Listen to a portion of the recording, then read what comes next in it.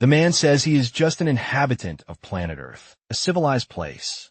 He spits blood, and a child calls out to Old Man SEO, saying that her mother asked her to bring this for him. The old man thanks her. The child places the small bread roll on the floor and asks him to get better and make more of that soap. With that, the little girl leaves in the blizzard. And once again, he says, I am an inhabitant of planet Earth, someone who came from a civilized world 50 years ago. He doesn't know how, but he ended up in this weird world. He was on his way to a lecture with his co-workers when they were swept away by a landslide, it seemed. Obvious that everyone had died, but they woke up in this strange world, in front of a giant fox with 3 tails and a 2-headed snake. Strange people with the power to fly through the skies. That reminded him of some of the novels he read from time to time. However, even though he was aware of this, he never imagined that all of his colleagues were having much better life than the one he led. Creatures known as the sages appeared from the skies and were impressed by the talents his friends had, and each of them was taken to different parts of the world and the heavens. In that place, only he and Director Kim were left. For some reason, they both held out hope that since they had also come from another world, something special would eventually happen to them. However, as time began to pass, they realized, he and Director Kim, that there was nothing special about them. All they could do was manual labor to survive. 6 months later, the director said he couldn't go on living that way. Putting together the little money they earned, he bought a basic martial arts book, the kind that's sold on any street. Strangely, however, in just 3 months, he mastered the book and became a martial arts master. He started to work for the nation and learned more and more advanced martial arts. Before long, he became a powerful warrior, known throughout the world, while the protagonist was left behind. To this day, he still wonders, was there something special in store for him? He always believed so, but time passed and nothing happened. And now, after 50 years, he's just an old man who's going to die. Alone from a cold, he tried his best to survive. He learned the language of this place, how to write, how to earn money. He bought a small plot of land and built his own house, using his knowledge. From Earth, he made things like soap, for example, to sell and make money. This world was much less civilized, and he knew of some concepts that were new there. But the martial world here is competitive. His recipe was quickly stolen, and the guys with much more money invested in a much larger scale production, and he was sort of pushed out of the market. Only in other novels do you invent soap and become a billionaire. Since then, it hasn't been easy to make even enough money to get by. And now, there he was waiting for death. After being rejected by this world, he wonders what they expected him to do. He tried his best. So what was the right path? Why was he chosen if he wasn't special? And why do you have to keep on living, just to have everything taken from him? At that moment, he no longer even had the energy to keep his eyes open, while thinking that all he wanted was a little more power, or perhaps opportunities. And just like that man, he died. However, we can't end everything here. There he is, waking up looking at his own hand, wondering why he's alive and why he's wearing the same clothes he had on when he arrived from Earth. In front of him are all the people who work with him, nursing headaches, wondering where they are. And that's when it hit him. He had come to this world with a power. Yes, indeed, the power of aggression. Right after that, one of the guys there, you know who I think is that Kim guy, comments that they were on a trip. So how'd they end up there? Obviously, this is the very first day they arrived. Right after the accident, strangely, when they hit the ground, he saw a strange light and opened his eyes there. The problem is, this was 50 years ago. It's hard for him to really remember how things work. Someone is calling for manager, CEO, and while our boy is there wondering what he should do now that he has regressed. In most regression stories, the person abuses their knowledge of the future. However, all he learned was how to make soap, and he doesn't even remember the past, because he ended up living for too long. At this, the guy he was calling for and shouts, calling for Shu Yunryong, and tells him to look over and stop ignoring everyone. Our boy is about to apologize for not turning around, and the guy just punches him in the face out of nowhere.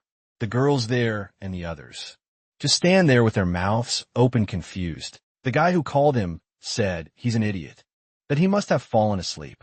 while driving and made everyone fall into that hole. Apparently the guy has no idea that they actually died, since he says almost everyone died. My friend, let me tell you a little secret. Syrian, however, had forgotten. It had been a long time, since anyone had even called the manager. That's why he didn't realize. This guy was referring to him. And the guy asks if manager SEO was trying to lose his job the moment they get back. The protagonist recognizes the guy as Section. Chief John Myung-hoon's son of a butterfly scumbag, who only got the position because he's the son of some director or something like that. 32 years living in pure nepotism and a bastard who always made his life difficult. The guy is there chewing him out, while everyone's asking him to calm down. Sue starts to get up, remembering that on the day he was driving, he really was a bit tired. It's because the bastard John had dumped all of his own work on our boy to handle. Not to mention, he wasn't even supposed to be the one driving on this trip. The guys are screaming, everyone trying to calm him down, while C of his memories are slowly returning. On that day in the past, something similar happened. He thought he was in the wrong and just kept apologizing, all hunched over. And that's how he went on living for the next 50 years, always apologizing, lowering his head. Even when bandits robbed him, he would apologize. When a martial artist humiliated him, he apologized. However, after years and years of a life like that, he began to realize something: it's necessary to control your behavior around people you can't handle. However, there are different situations. At this, he calls out to Chief John and says that he knows he's angry, but now wasn't the time to be pointing fingers at each other. That John guy comes over to throw another punch with a lovely comment about his mother. Whoa, and it landed square on his cheek. I thought our boy was going to defend himself. Hold on, he's giving him that stare down, saying that he'll never have to kneel before someone he can actually handle. And he serves one right back to his cheek. Everyone stood with their mouths agape as he moved forward, saying that in his past life he had been beaten by countless martial artists, an uncountable number of times. He lands another direct hit, and he remembers the bandits were much more aggressive, and he would get beaten up even for just gathering herbs on the mountain. The same thing would happen when he didn't pay his taxes. And now, there he is beating the hell out of the guy. In this violent world, he had managed to gain something that these people at this moment did not have. He knew exactly how the human mind worked. The moment you land a punch right in the eye, fear is amplified. After taking a few more, only 2 words instinctively leave the mouth.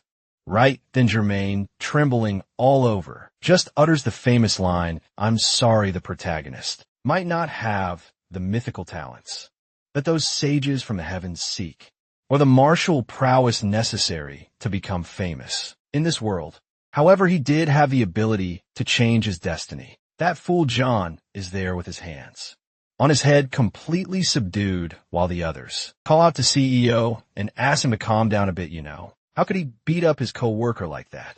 Our boy immediately plays the normal person card, saying that he accidentally lost his head and offers a sort of apology. Manager Kim says that there's no point in apologizing to them. That John guy might have crossed the line, but he went too far by pummeling the guy like that. See if knows that of all the people, they're the only one who will sort of stick with him is director Kim, so he kind of agrees with the guy. This man is going to become one of the strongest martial artists. As soon as he starts learning, so he has to support this guy and stay close to him, obviously. This is all just his plan for now. He goes over to John and apologizes, saying that he really did overreact. John looks like he wants to say something, but one little glare from him, and the guy turns away, crapping his pants. Kim takes a look at the forest there, and says they have to get out of this place and find a village or something of the sort. SIU knows that's the logical thing to do. However, it's a shame that logic doesn't work in this world. This was the world of immortals, where everyone is trying to secure their own immortality, and the only rule that exists in this place is that the strong devour the weak. Anyone in this world with a sword in hand will fight for fame and honor. The name of this forest is the Path of Ascension. Unfortunately, there is no nation village or anything nearby. At this, he calls out to Kim and says that the sun will be setting. So maybe they should make a camp in a safe place. The man agrees, saying he's right, wants to know Where's their car that was full of supplies? If they could find that they could survive easily. Our boy already knows it's a shame. But that car will not be found under any circumstances. The problem is they won't believe him if he just says that. He could try to convince these guys that it's impossible to find the car. He has another plan. He says that the best idea for now is to split up. One team looks for the car while the other team sets up camp. That way they secure both opportunities. Since it's a logical decision, everyone ends up agreeing and night falls obviously. They didn't find it and they built a campfire. The blue-eyed girl whose name I still don't know wants to know where the car is. They were in a landslide. So where did the thing end up, Kim? And everyone else comments that nobody has a clue. She's asking the wrong person. Everyone there is lost. The group is eating some kind of chestnuts, which are pretty tasty, and C says he found more on the way, so they don't need to worry. At this, the manager praises him, saying that the situation is very difficult, but thanks to him, things aren't getting too complicated. Ever since the company, he knew he was a person they could count on. And now he remembers that he was probably very tired, since John dumped all this work on the boy. The other girl with the yellow eyes says that the manager has, indeed, always been very diligent. The little devils are all laying on the prey. Right, it's a shame he already knows these wretches are all going to abandon him in his past life. So you only found this cave after hours and hours of walking in the dead of night. And now he says that it was by luck that he found this place while thinking that he has to take advantage of this short moment, because this is the last night they'll be able to laugh like this. A short time later, under the moonlight, he's trembling as he says he welcomes the Lord of the Forest, a three-tailed fox in front of him, says that the boy has a very strange smell for a human, has lived for over 1,000 years and has never smelled anything like it. At this, the people who were waking up in the cave come outside and they all get a fright too. In his memory, SEO tells everyone to kneel and respect the Lord of the Forest. At this, the fox says that every time it meets a human, it remembers why they are idiotic and rude. It would have already torn off everyone's limbs. But it seems one of them knew how to respect the forest, and that's why they would be forgiven. However, with that said, they were in the territory of the Lord of the Forest and would have to pay the price. So one of them would have to offer an arm to stay there. Shao remembers in his past life. No one knew what to do when this creature appeared, and they started screaming in desperation. The fox then took all of everyone's limbs. Damn man, they were left half dead. At least this time the fox seemed to be appreciating the way he acted.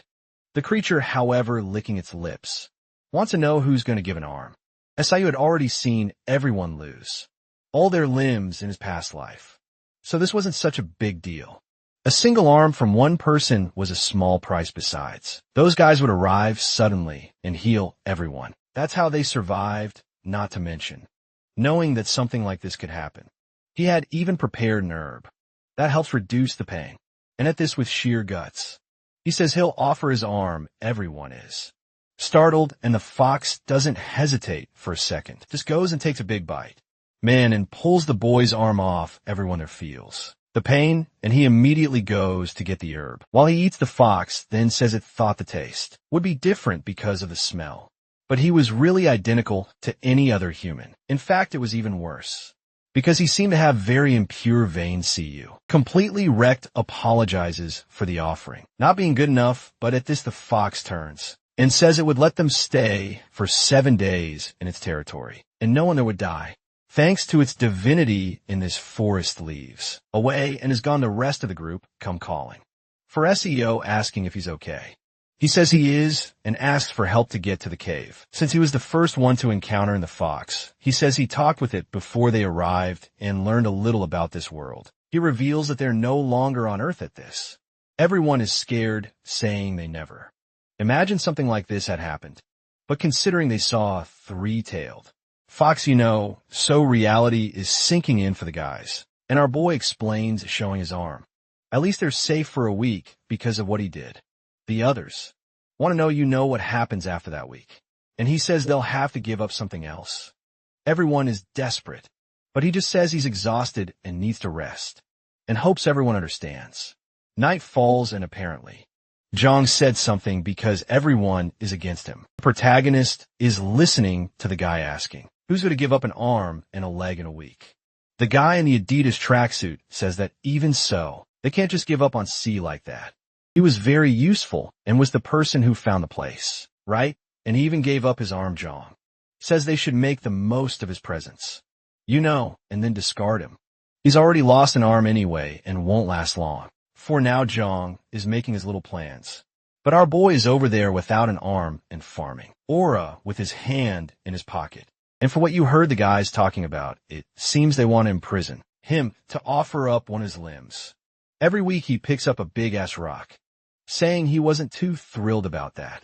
However, with the violence he learned over the last 50 years, it would be easy to finish off John, even without an arm. The guy is there with his back turned, talking while he questions whether to kill him or not. He takes a deep breath, drops the rock, and says, "Not for now, fear."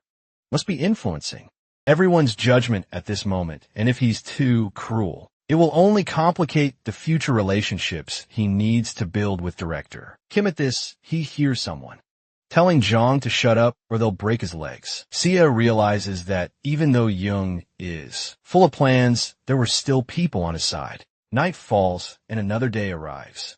Unlike the fox that ate an arm, the two-headed snake that appeared only asked for a little blood. The same snake in the past lives sucked their blood, even though the poor souls had no limbs, left no feet, no arms. This time that chief foe guy offers his little arm for a suck, and the snake took a quick taste and left. That's because the human's blood this time was the worst it had ever tasted. It didn't want any more. SIU knows it didn't like it because that guy's blood is bathed in alcohol and nicotine, on top of the boy's cholesterol. At this, he tells John Ming Yang to come with him to get some herbs. It's kind of disrespectful to have called the guy by his full name, but SEO just asked if he's hungry or not. The guy says yes, so he tells him to come on because he's going to show him which herbs are edible. He's already planning to give his arm to the fox next week too, so if he dies, he needs someone like him to know these things. And it's all awkward there, right? This is exactly his plan. And he says it's good to know that and thanks him for sharing the information. However, Sue knows very well, man, the fox isn't coming back and this guy won't even have a chance to make use of this information. Next scene. He's chewing out the fool John, asking how many times. He has to tell him not to pick the wrong herb. The guy's all like, "I'm sorry." And our boy says it seems like he's trying to kill everyone. He keeps shooting the guy out, taking advantage of the passive aggression from his past life. John tries to explain that he needs a break. He's been digging for these herbs non-stop. However, SIU knows that this bastard did everything he could to punish him from the very first day he was at the company. And with that, he just tells him to get back to work. They have to finish this before the sun sets. A while later, John manages to find a giant ginseng in his hand. He asks if this thing is really normal, and our boy says, it seems so. Obviously the guys have no idea that this is actually a yellow bamboo root. Maybe it's because they're in the forest of ascension that they are so full of energy. Normally, that thing grows to the size of a little finger. However, in a place like this, things are different. It's not very useful for those who depend on spiritual energy, but for those who rely on physical strength, it's perfect. Seeing that the harvest is going well, John gets excited and already wants to know how much more they'll find. A while later, looking at the horizon, SIU knew the time was coming. A bright explosion happened in the sky. John fell face first to the ground. Everyone is riding with their hands on their heads. What's going on? Some guys appear in the sky, saying it's a surprise they found so many talented people. The one in the background, in a yellow robe, tells Bielko to disappear because they belong to him. The guys are all arguing there while Kim wants to know who they are. What's going on? The one in the black robe comments that only 3 of them had spiritual roots, and the rest seemed like normal mortals.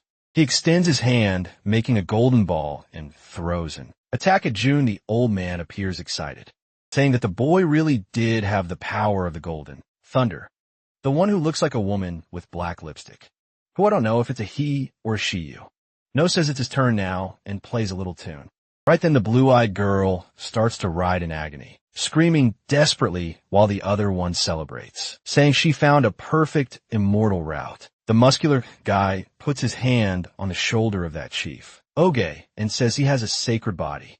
He'll be taken as a disciple of Azura. The guy is clearly kind of scared, not knowing how to respond while feeling the pressure from the man. But the one with the black lipstick says that maybe he'd be better off in the Valley of Ghosts, a perfect place to seek immortality and dominate the heavens. They all seem to be arguing over who gets to keep Chief O, while Kim is kind of confused by everything that's happening. Suddenly the guy in the golden robe pulls out a small pot and sucks John inside, saying the humans are too indecisive, and he will take him to the path of ascension regardless. The muscular man sees that our boy lost his arm to the fox and says that he really is very brave. He might just be irregular mortal, but he really was quite a boy. See you.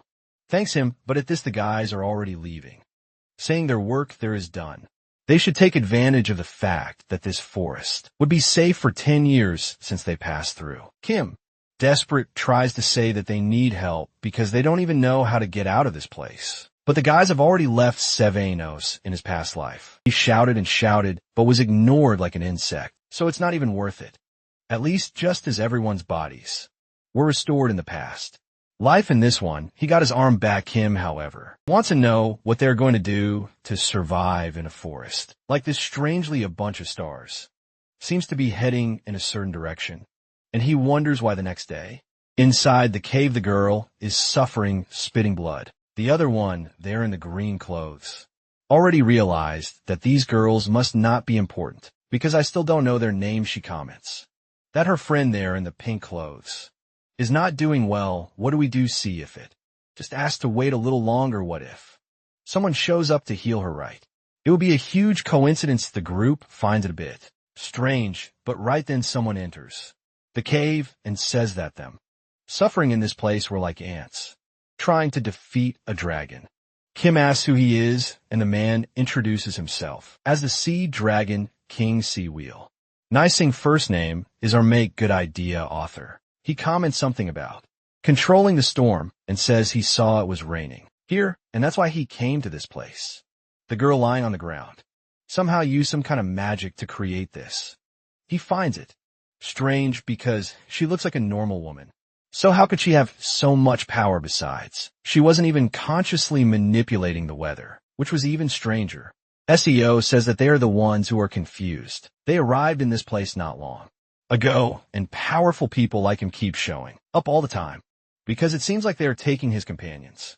The so-called Will laughs and says that apparently some colleagues had already arrived there and seen potential in the group. It's almost ironic that now, conveniently, he has also appeared in front of this woman. He then asks if the mortal understands where he is. This was a place known as the Path of Ascension, the perfect passage point to the upper world. And in a few months, the Gate of Ascension would open there. It's something that happens once every 1,000 years, and because of that, countless creatures and people gather in this place to try to pass through this door, and that's why so many strange people are showing up in this place. SEO says he understands, while Kim wants to know why the rest of his colleagues were taken into these sect-like things. Will says that it's really difficult for a mortal like him to understand. For people in this world, it was common to possess magic to increase or decrease the size of things, and probably the guys who took his friends have their entire sect and group inside one of these objects. Their plan is to cross the gate carrying everyone, he himself inside this object, as the Sea Dragon's castle stored away. There more than 8,800 dragons were sleeping. Now I don't know if he means dragons, as in the creatures or dragon members, right? Because he says there that the girl is very peculiar. If she joined the group, she would have a chance to become something extraordinary. Kim asks him to wait, saying he can't just take the girl like that. But suddenly he just falls to his knees, and his eyes are almost popping out of his head. Will just says he will give his blood to her and accept her as part of the group. This was the best solution for everyone there. Furthermore, he will advise them to never get in the way of the intentions of the people in this world. Damn, the boy's head is about to explode, And our poor protagonist got caught in the crossfire. We'll leave saying he's being merciful. Most people would have killed him. With a big thunderclap, he flew off on the dragon. Stylish as hell. The next day, everyone was kidnapped. Oh no. Only this one is left. We still don't know her name, man. She's laughing like a maniac saying, what a mess. This world with its dragon business. Kali's being taken away. People flying, what the hell is this? This would probably be my exact same reaction as SEO. Gently pats her, telling her to calm down. She, however, just begs for our boy not to be taken away too. She wouldn't be able to survive in this forest alone. However, he just thinks it's a shame. But their time is up.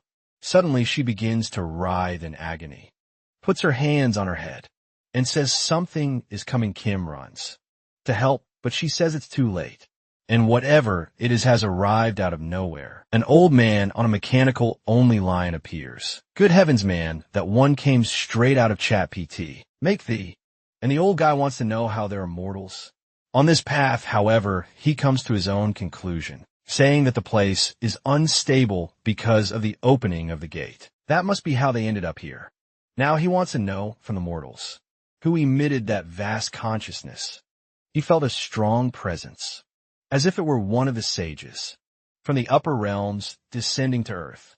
And for some reason, he believes it's the girl. The old guy asks the other man to stay there, wanting to know who he is, and warns him that she's their Kali. However, the old man just gives him one look and once. Again, Director Kim is attacked. Oh, the poor guy, man. Every person who shows up beats him on my boy. It's a good thing our boy cushioned the blow, so the guy wouldn't die. But, geez, his ribs got torn up and not all peculiar. Old man went over, took the girl's face in his hands, and said the child will be taken with him. She might not have a good foundation, but with the talent she possessed for consciousness, he can awaken her power. She's crying, calling out for the two of them. But the guy says it's best for her to abandon these connections with the world, especially now that he has already made this offer. At this, the two are flying. And apparently he's going to kill them to force her to accept. She, however, says she accepts. If he doesn't kill them, better that way. The old man says it's good for her to forget all the connections she has with the world. And she says that's fine. He lets the two of them go, but then suddenly aims in their direction, saying that if he leaves them alive, she will remain connected forever. If you. He opened a portal there for them to return to a nearby city. Humble, right? The other guys who came didn't even do that much for the boys. Well, it's true they didn't have much of a choice, either because, in reality, they were just sucked into that thing. And through the strange old man's little ring, they could only hear the girl calling for them. But goodbye. The two of them wake up in the middle of an abandoned place, hearing people selling scriptures, selling cloth in a place called Yanguk. C opens his eyes there in the alley, wondering where exactly he is. On his past life, he didn't fall into this place, so unfortunately, he doesn't know it apparently. That old man told the truth. He threw them into a random place. However, for some reason, he still felt as if it were a little familiar. Shielding his eyes from the sun, he finally recognized the place where he had once lived for a while. The famous capital of Manhwa, the city of Skiyama, from what I've understood. So far, our boy has no powers at all, except for the fact that he can regress. So it's the competition of the talented against the boy who goes back in time. A short time later, they're still in the alley talking, and the old guy says he can't take it anymore. He's going crazy too, comments that he feels the same way and wish he could wake up as if it were all a dream. The poor old guy scratches his little hair and says that now they're screwed. Only the two of them are left. At least maybe they should be relieved, right? That they weren't taken by those monsters. Stu, however, doesn't think the same way. He may have gone back to the past, but he remembers that following this path, he was nothing more than an herb collector who got beaten up every day. He then says that whatever the future holds, they can't just stand still in this alley forever, so you know. At least they have to get out of there. The city is vast. But Kim doesn't understand anything these guys are saying. It seems like everyone is commenting about them, since they're kind of being stared at, but he has no idea what about it this. SIU says they're commenting that the clothes they're wearing are funny. Everyone around is speaking Chinese, but the two of them are Korean. So the guy is a bit confused.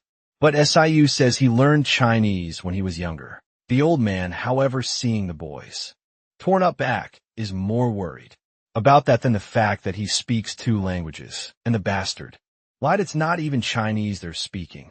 The symbols are kind of similar, but the sounds are completely different in his past life. He spent 2 months being chewed out by beggars just to start understanding what these guys were saying. However, now, there's no reason to worry about that. He says that first it's time to get new clothes, but the guy is already unsure. How are they going to manage if they have no money?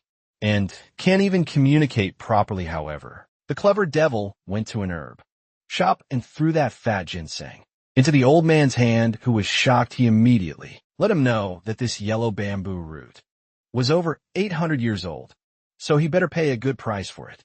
The old guy immediately offers 15 silver ingots. That's some serious bars, and seems like a hell of a lot. Even C was surprised. It seems that in his past life he never managed to accumulate so much money. I thought he was going to try to negotiate to show he knows the values, right? But the bastard was a really broke beggar man. He just accepts a short time later. They're already in a big-ass house that our boy seems to have rented or bought, and he already tells Mr. Kim that he's going to teach him the language of this place. It seems everything worked out well and quite easily. However, that right there is the power of money. The problem is that to get this house, plus fake identities for both of them and clothes, spent almost everything. He's left with 1 little silver ingot, and the director can't help but notice that the boy's back is still bloody. Good heavens. Go take care of that. It's going to get infected, and you'll have to reincarnate again. At this, Kim says he's going to stop calling her boy manager, and that from now on he will be Sue Union. A little later, he explains that the reason they got all this money was because of those herbs. The problem is they're going to run out of money when the herbs run out, so the first and most important thing is to find a way to earn money consistently. Mr. Kim already thinks they can sell the rest, save up some money, and start a business. So you knows that this guy used to manage a relatively large company, so it's not a bad strategy. It'll allow them to live. But just living is no longer enough for him. He went back in time, and in this life he's going to dream big. He knows that besides that, Mr. Kim is a martial genius. By reading some cheap random street books, he managed to become a master in a few months. A short time later, he got some more advanced techniques and became one of the greatest masters in this world. But what if this guy learned the advanced techniques right from the start? Maybe he could anticipate the birth of the most powerful swordsman this world has ever seen by at least 30 years. And obviously, with that, he will benefit to the maximum. While he's close to him at this, he calls for the director and comments that in this world, he seems to be realizing that this thing called martial arts is very relevant, considering that probably if they start any kind of business and have any success, they will need to know how to defend themselves. Director Kim says he's heard of that stuff before, but as far as he knows, martial arts are only taught to those who belong to a sect. So how are they going to learn? Our boy already notices that the man knows a little about the martial world. He's not completely lost. He explains that in this city there are 7 famous sects. There are the Demon Slayers, the Blinding Sect. No way am I going to say the names of all 7. We'll never remember them. But it looks like I'm going to have to cause the Demon Slayer sect uses sword and blade techniques. There's the Buddhist temple. You know, that fights kind of with those karate kid moves. There's the house sect, which are the smart ones, and the sect of the 7 mysteries. It seems 3 of these are demonic sects, and not much is known about them, other than the fact that they have proficiency with witchcraft. And obviously, you know, they do a lot of illegal things. He asks which of these Kim seems to like the most, who replies that he likes, obviously, the Demon Slayer sect. A true master in a place like this has to use a sword and learn blade techniques. Kim is impressed. He didn't even need to convince this guy to follow the exact same path he took in his other life. Kim wants to know, however, how does he already know all this? Our boy says that when he was negotiating and getting the identities, he overheard some guys talking. And man, our first time skip happened 3 months in front of the sect. The guys asked what they're doing there. Our dear CEO there on the left, and says he brought his older brother, who is interested in learning martial arts. The rockin' a Goku outfit doesn't seem very excited about it. However, he sees from their clothes that the guys must have a good amount of money, and they're in need of it.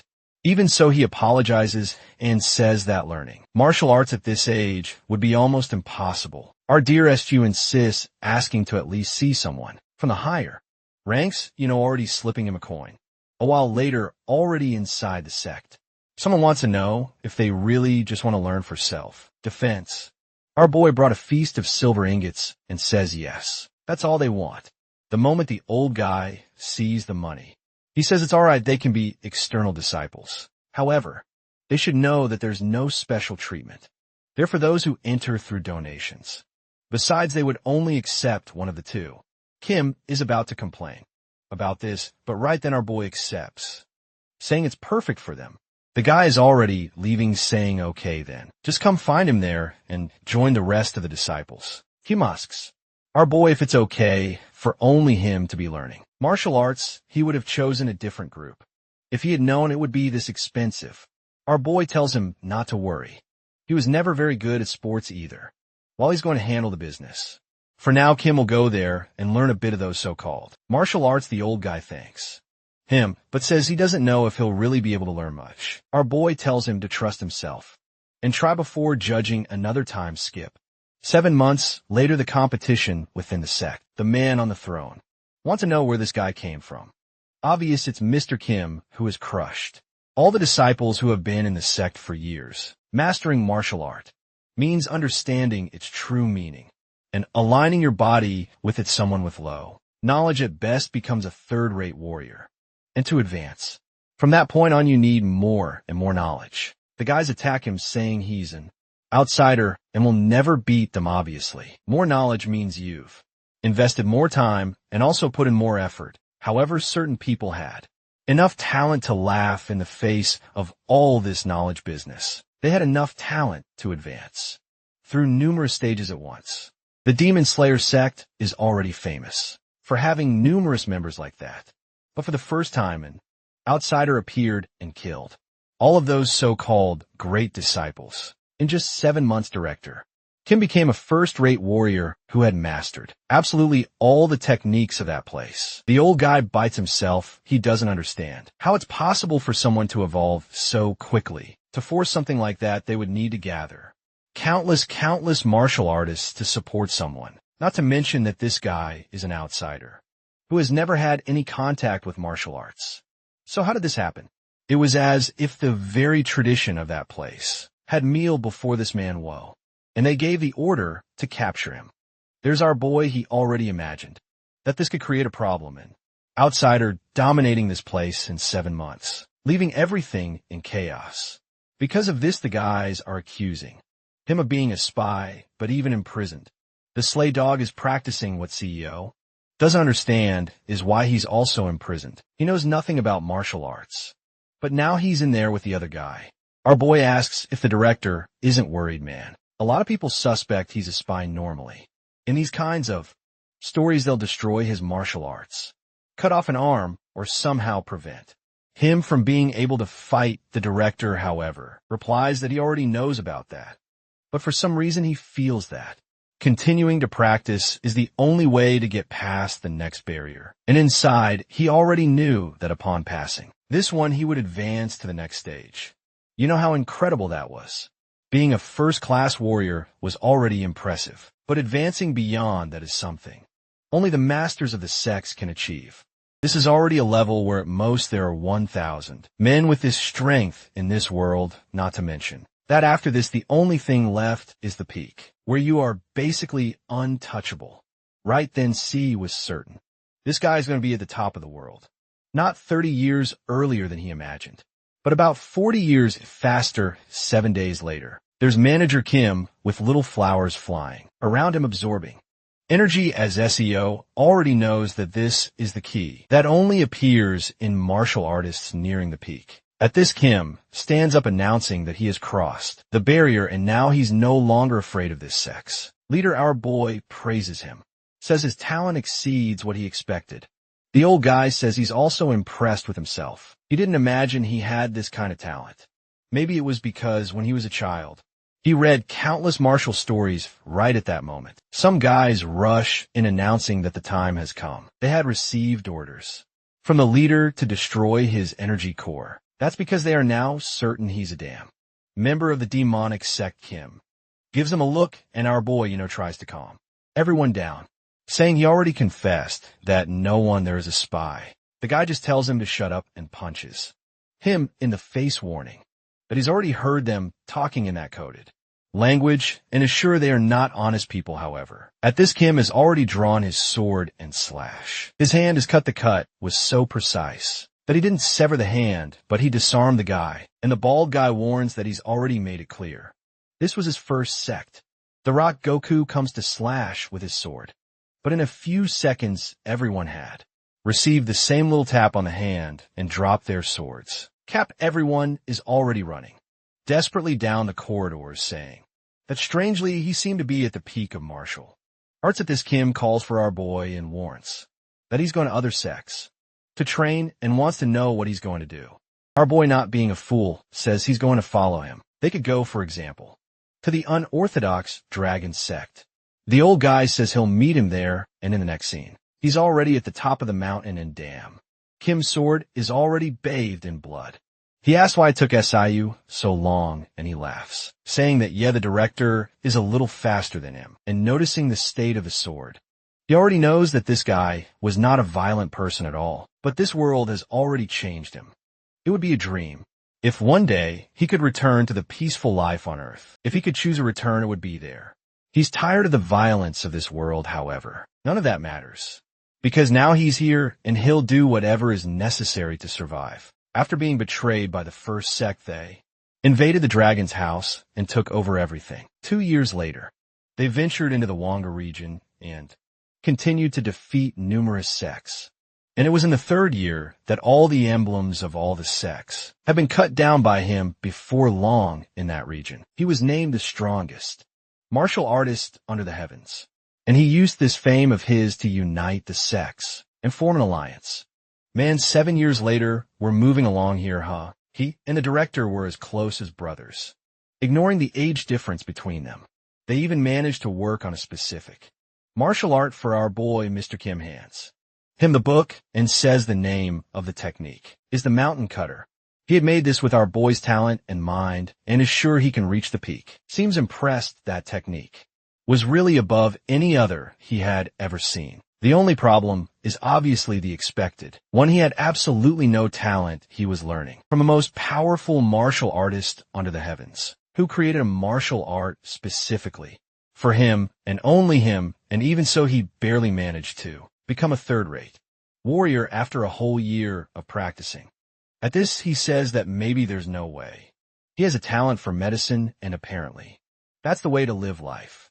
Each person has talents in different areas. And with that, on the first day, after a decade had passed, he glimpsed the level he had only heard about in legends, the 5 energies of the world converting into a single person. The old guy has a fit and starts contorting. What's this? His hair grew long and turned black. Shiva calls for the old guy, and suddenly the guy is handsome, with long hair and muscular.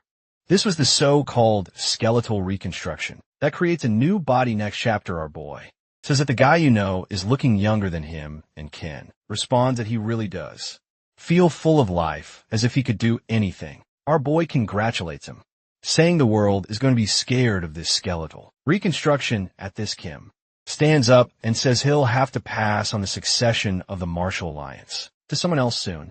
Our boy wants to know who he's thinking of, and the guy says that there are some talented people, but no one really understood the essence of martial arts. See your comments. You know that he's the only one extraordinary enough to know what that really is.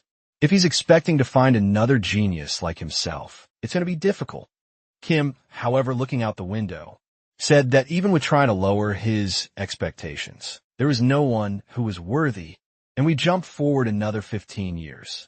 It's been 35 years since our boy began his life on the path of ascension, and now he's already 65 years old. Man, he's curious to know what Kim is doing.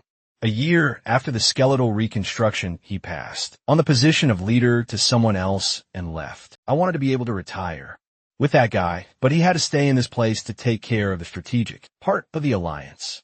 Kim said he'd like to travel through this world. Much more.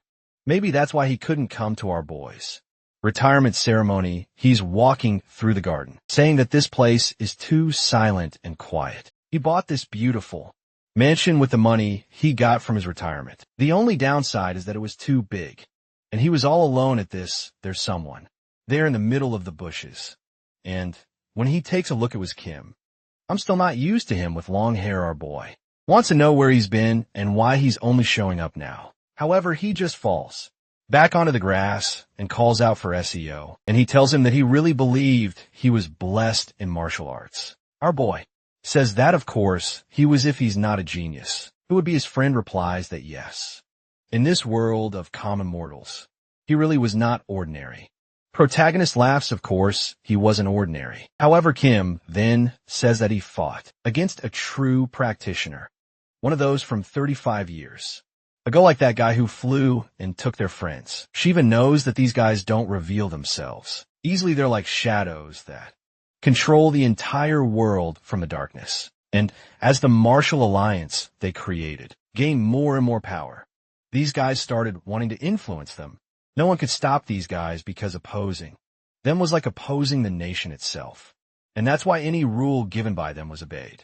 That's why Kim left this place. He wanted to fight against these guys as an individual and not as a master, especially since that could affect the alliance. Kim then says that they were extremely difficult to find, but he located one. Most ignored him, saying he wasn't worthy of a fight for being immortal. They all disappeared, used illusions, and none of them wanted to fight. However, 5 years ago, he finally got a duel. So you asked if he won, and the guy says he won. The protagonist praises for not being the leader in doing this. Otherwise, they would have paid the price. Kim then says that he put his whole life on the line in the fight against this guy, and all he managed to do was a small cut on the tip of his finger. The truth is the guy made a bet that if he made even the slightest cut, he would theoretically win. So that's kind of how he was considered the winner. Speedo Wright then says this guy must have been one of the top 10 strongest, something like that. However, unfortunately, that wasn't the case, man. He was actually at the stage of one of the weakest comparison to mortal martial artists.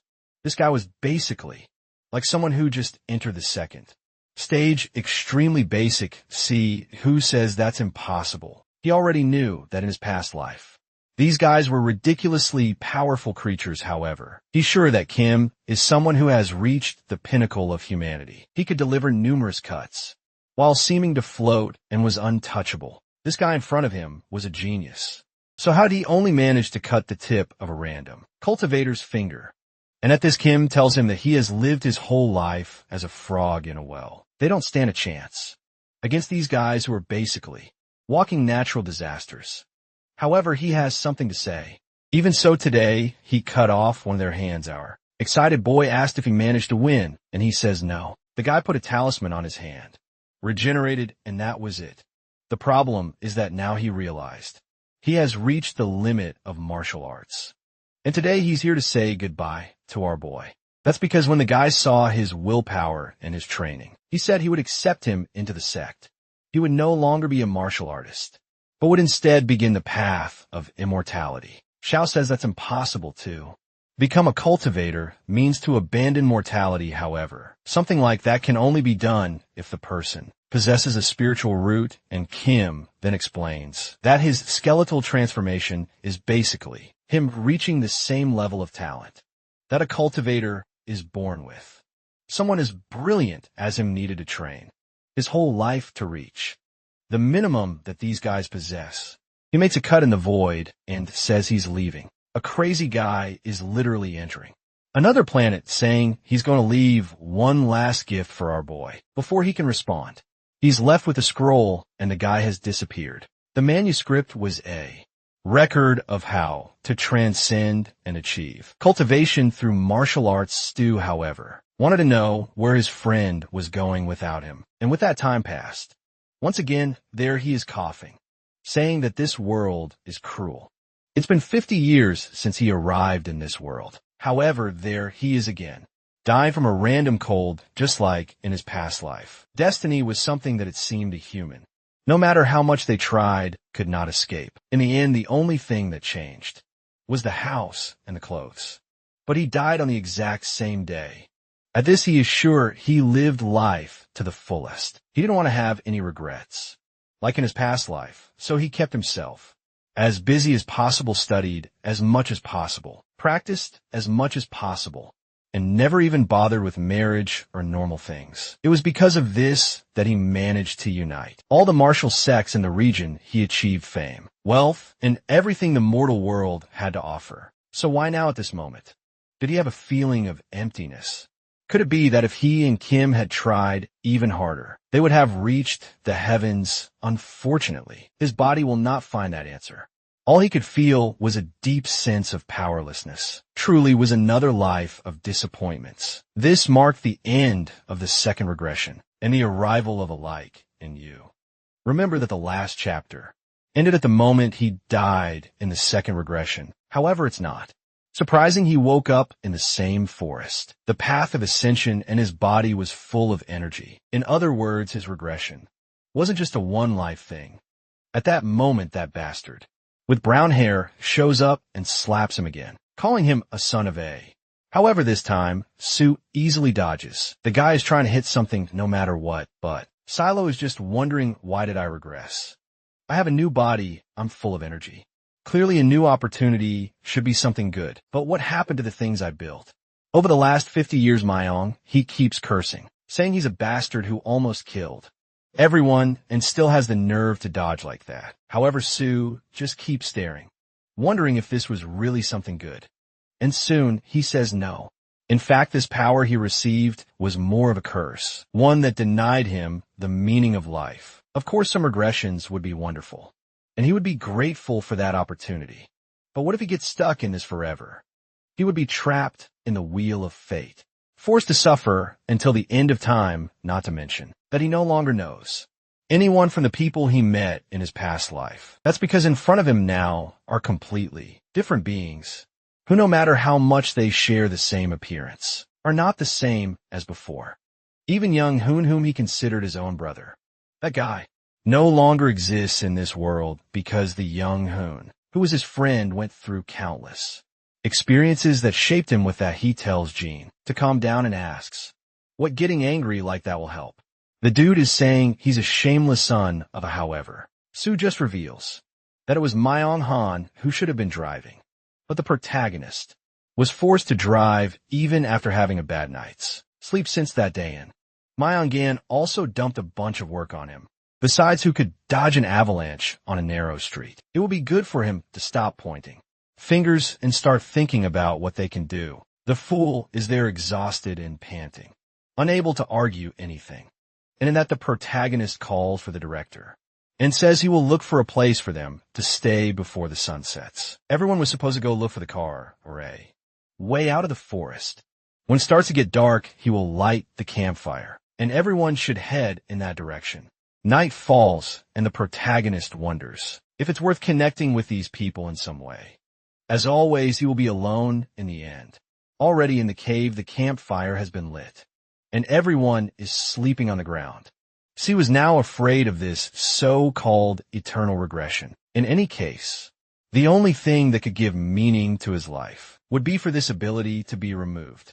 Maybe it would disappear if he returned to Earth, realizing how he always comes back to this moment before the path of ascension. How is he going to get to Earth? He remembers the old man with a monocle saying that when the path of ascension opens, the surrounding space destabilizes, and they, being ordinary humans, might have gotten trapped in this so-called spatial variation. At that moment, the protagonist imagines that this opening of the ascension gate must have something to do with the fact that they were thrown into this world. Maybe there's a way to use this to make him return. The problem is, at first he had to get stronger, since as an ordinary human, he couldn't achieve anything. And for something to happen, he needed to become as powerful as Young, whom became in his past life, with a longer lifespan and able to experience more things. Maybe he could research how to access This so-called path to goal has now become clearer. He had to get stronger to access this path of ascension. The next morning, he's eating that same root from before to strengthen himself, however. Now that he knows how to use energy from plants, he can concentrate in his core, something that would have been impossible in his past life. He starts practicing the dragon vein technique, which was the technique young Hoon did for him. And with that, he begins to break the energy blockages in his body. The only downside is that his body is still full of stress and junk from his past life, and the food from Earth after a while he is kind of sanding one of the woods and seems to be making a spear. He starts practicing the cuts and realizes that he's worse than before. This is because at the end of his life he stopped practicing since he was old and now his skills are poor. However, a glance at the tree, a whip with the wood, and he makes a cut. Even though his skills were mediocre, growing the Mao would just be a matter of time as he remembers a lot. However, manager Kim sees this right away and wants to know how he did something like that. How did he make a cut with a twig and slice a tree? Sue gives a curious look while thinking that the guy who will help him become powerful has finally arrived. He then asks if Director Kim wants to learn. The damn bald man finds nothing suspicious and just says yes. But buddy, you just came from Earth. You should find it strange that this kid is tearing apart a tree. However, the scene shifts to the same old thing. The fox approaches, saying that humans are disgusting and are bold to be in her. Forrest Suis lived so long that he even forgot this damn thing would show up. In his first and second lives, all he could do was tape the bite. Blood gushing and the fox taking his arm. He blocked some points, just to lose less blood and feel less pain. But there was nothing he could do. The people ask where he is going, but the protagonist walks calmly towards the fox, knowing that in this third regression, he was also weak. The truth is that in his second life, he swore he would reach the level of convergence of the 5 energies, however, even after hundreds of years training with the most powerful martial artists. He barely managed to reach the first level. The truth is that his martial talent is irrelevant compared to the people around Bao. He tears off his own arm, helping everyone, and says that no matter how he is, no matter how weak he is, and that it would take a millennium or 10,000 years, he would not give up. The fox licks her lips and says he is interesting, a human who knows his place and knows how to sacrifice himself. Since it was like this, she would try what he is offering. See who stares, thinking he will keep giving this arm until eventually the day comes when he will be stronger than her. As always, after eating the arm, the fox left them there. Without caring about the rest of the team, he continued practicing in the forest. The only moment he stopped training was when the zero gravity came and took his friends. As soon as they left, he went back to practicing. Without eating or resting, he only finally stopped on the 4th day, where he presents himself as an inferior mortal and says he wanted to ask something to the sea dragon. The so-called wheel, who is the horn one, wants to know why he is curious. Sue then says that the girl he is taking had her spiritual root trapped, meaning she wouldn't be able to practice. Not to mention that being a mere mortal, she would live for at most 100 years. So why was he taking her? The horn one replies that he is informed. Too much for a mortal, but he doesn't have to worry.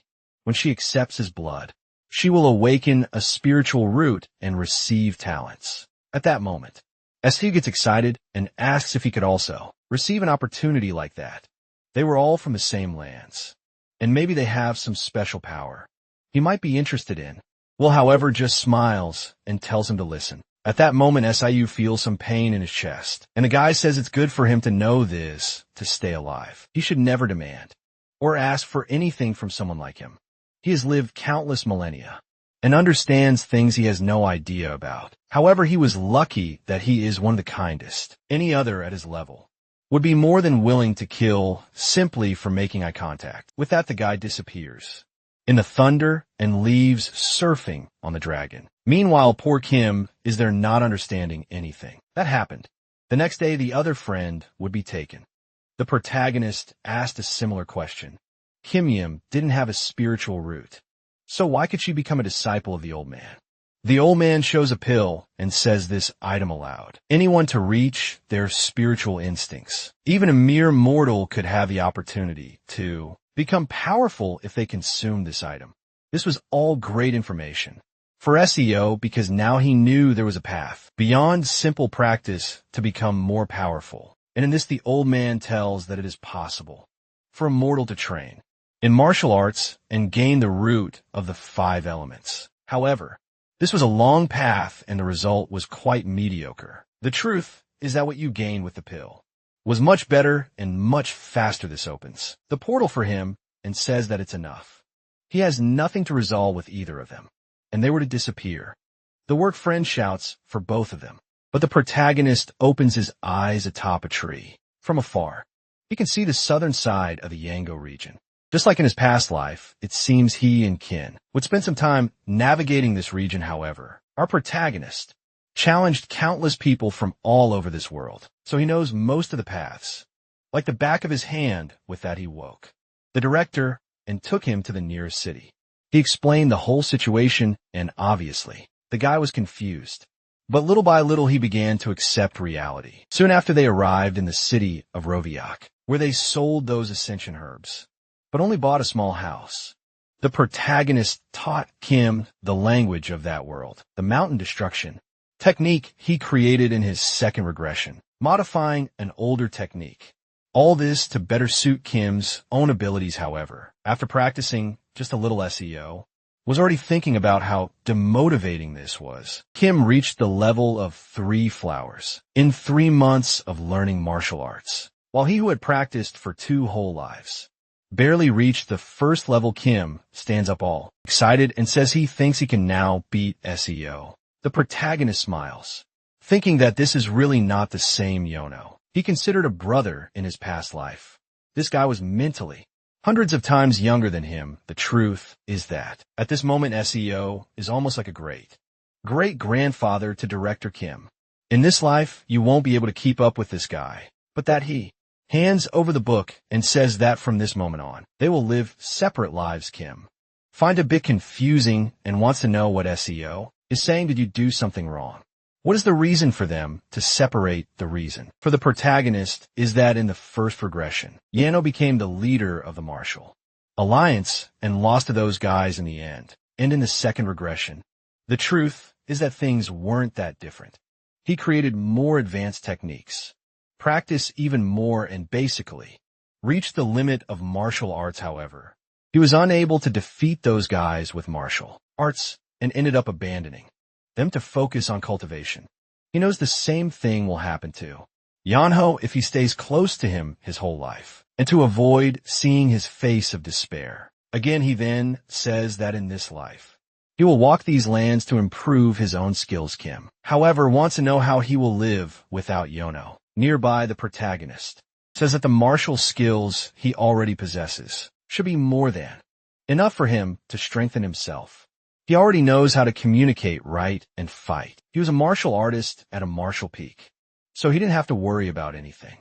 Kim says he understands, but he didn't want to disconnect from the only person he knows from his homeland. SEO says he understands and then makes a promise. Every 2 years on this exact day, they would meet in this house. And with that, after convincing the director, he left. Blue sky and a guy holding a spear tells him to stay right there and asks what brings him to the Hall of the 8 Respected.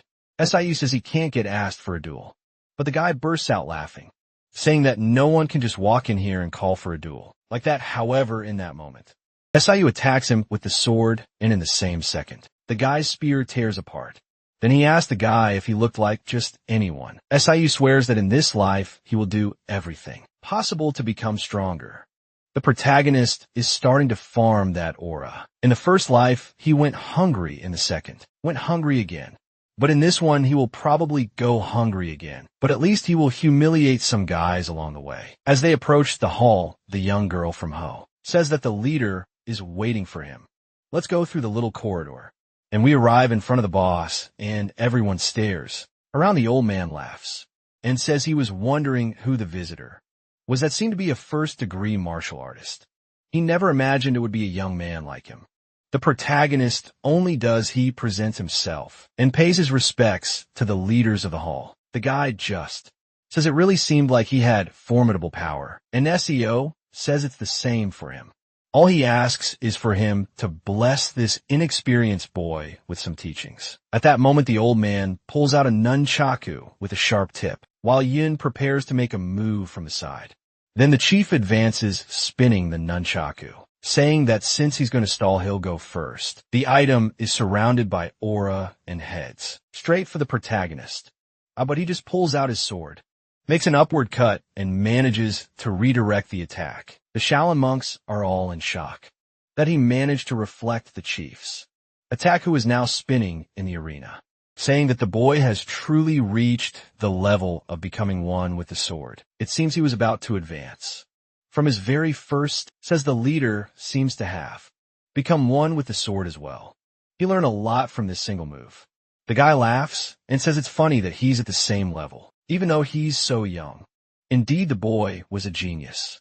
However, the protagonist laughs at the word genius. In fact, he couldn't even see it as a compliment. Everyone looks at him thinking that his martial prowess is impressive, something that would take decades for others to achieve. He reached it before 30, he then thanks the chief for praising his still insufficient skills. However, Su thinks in the end, he's still just one of the countless talentless people commonly found in this world. Yet even without any martial talent or being a chosen one, he was able to develop to this martial feat that now labels him a genius.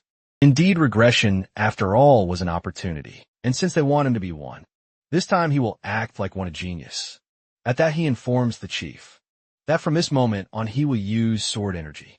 The guy thanks him and says that's fine, then he will take it seriously. Then Siu unleashes the mountain destruction technique in its first form, and the chief dodges to the side. He attacks again with the second form, entering the mountain, the third form, ascending vein. However, the chief activates the energy around the nunchaku, and then he performs a series of strikes, which the protagonist defends against. Meanwhile, the guy is trying to understand what kind of kid this is who isn't even 30 and has such monstrous martial skills. At that, the protagonist moves to his side and activates the seventh form of the mountain's depth, and one of the cuts seems to hit the chief's face. The Shaolin monks copy and paste, all shocked, saying it's impossible. How could the leader be pressured by a kid at this age? At that, Siu was already delivering the 12th form, forcing the chief to retreat. Meanwhile, the people in the audience say it's not just speed. Clearly, the boy's sword carried an absurd power behind it. One of the attacks hits filling the nunchaku, and the chief trembles and looks scared. At that moment, Siu thinks it's time to end this. He jumps into the sky, activating the seven lights technique, and suddenly, a bunch of shining cuts appear, and the nunchaku is torn apart. The chief looks completely shocked, the Shaolin with his mouth agape, and with that the guy just falls to the ground and says he lost. Instantly Subwa, and thanks for the opportunity. He turns and walks away. Everyone is in shock. He walked through the middle of the sect, and everyone watched, whispering and commenting. At least he didn't suffer any ambush because of this. The House of the Ape respected was an orthodox sect then. They followed traditional methods in the moral code. Obviously, Su, however, wants to go to the unorthodox sects, basically the outlaws. The first goal in this life was to walk everywhere and reach the martial peak on a mountain. The protagonist recounts that he ventured through numerous medium-sized cities throughout the Suking region. Among these, he also lost at the Ilmo sect. In the Hyang sect, he couldn't win. However, he won in Gaju and Yango.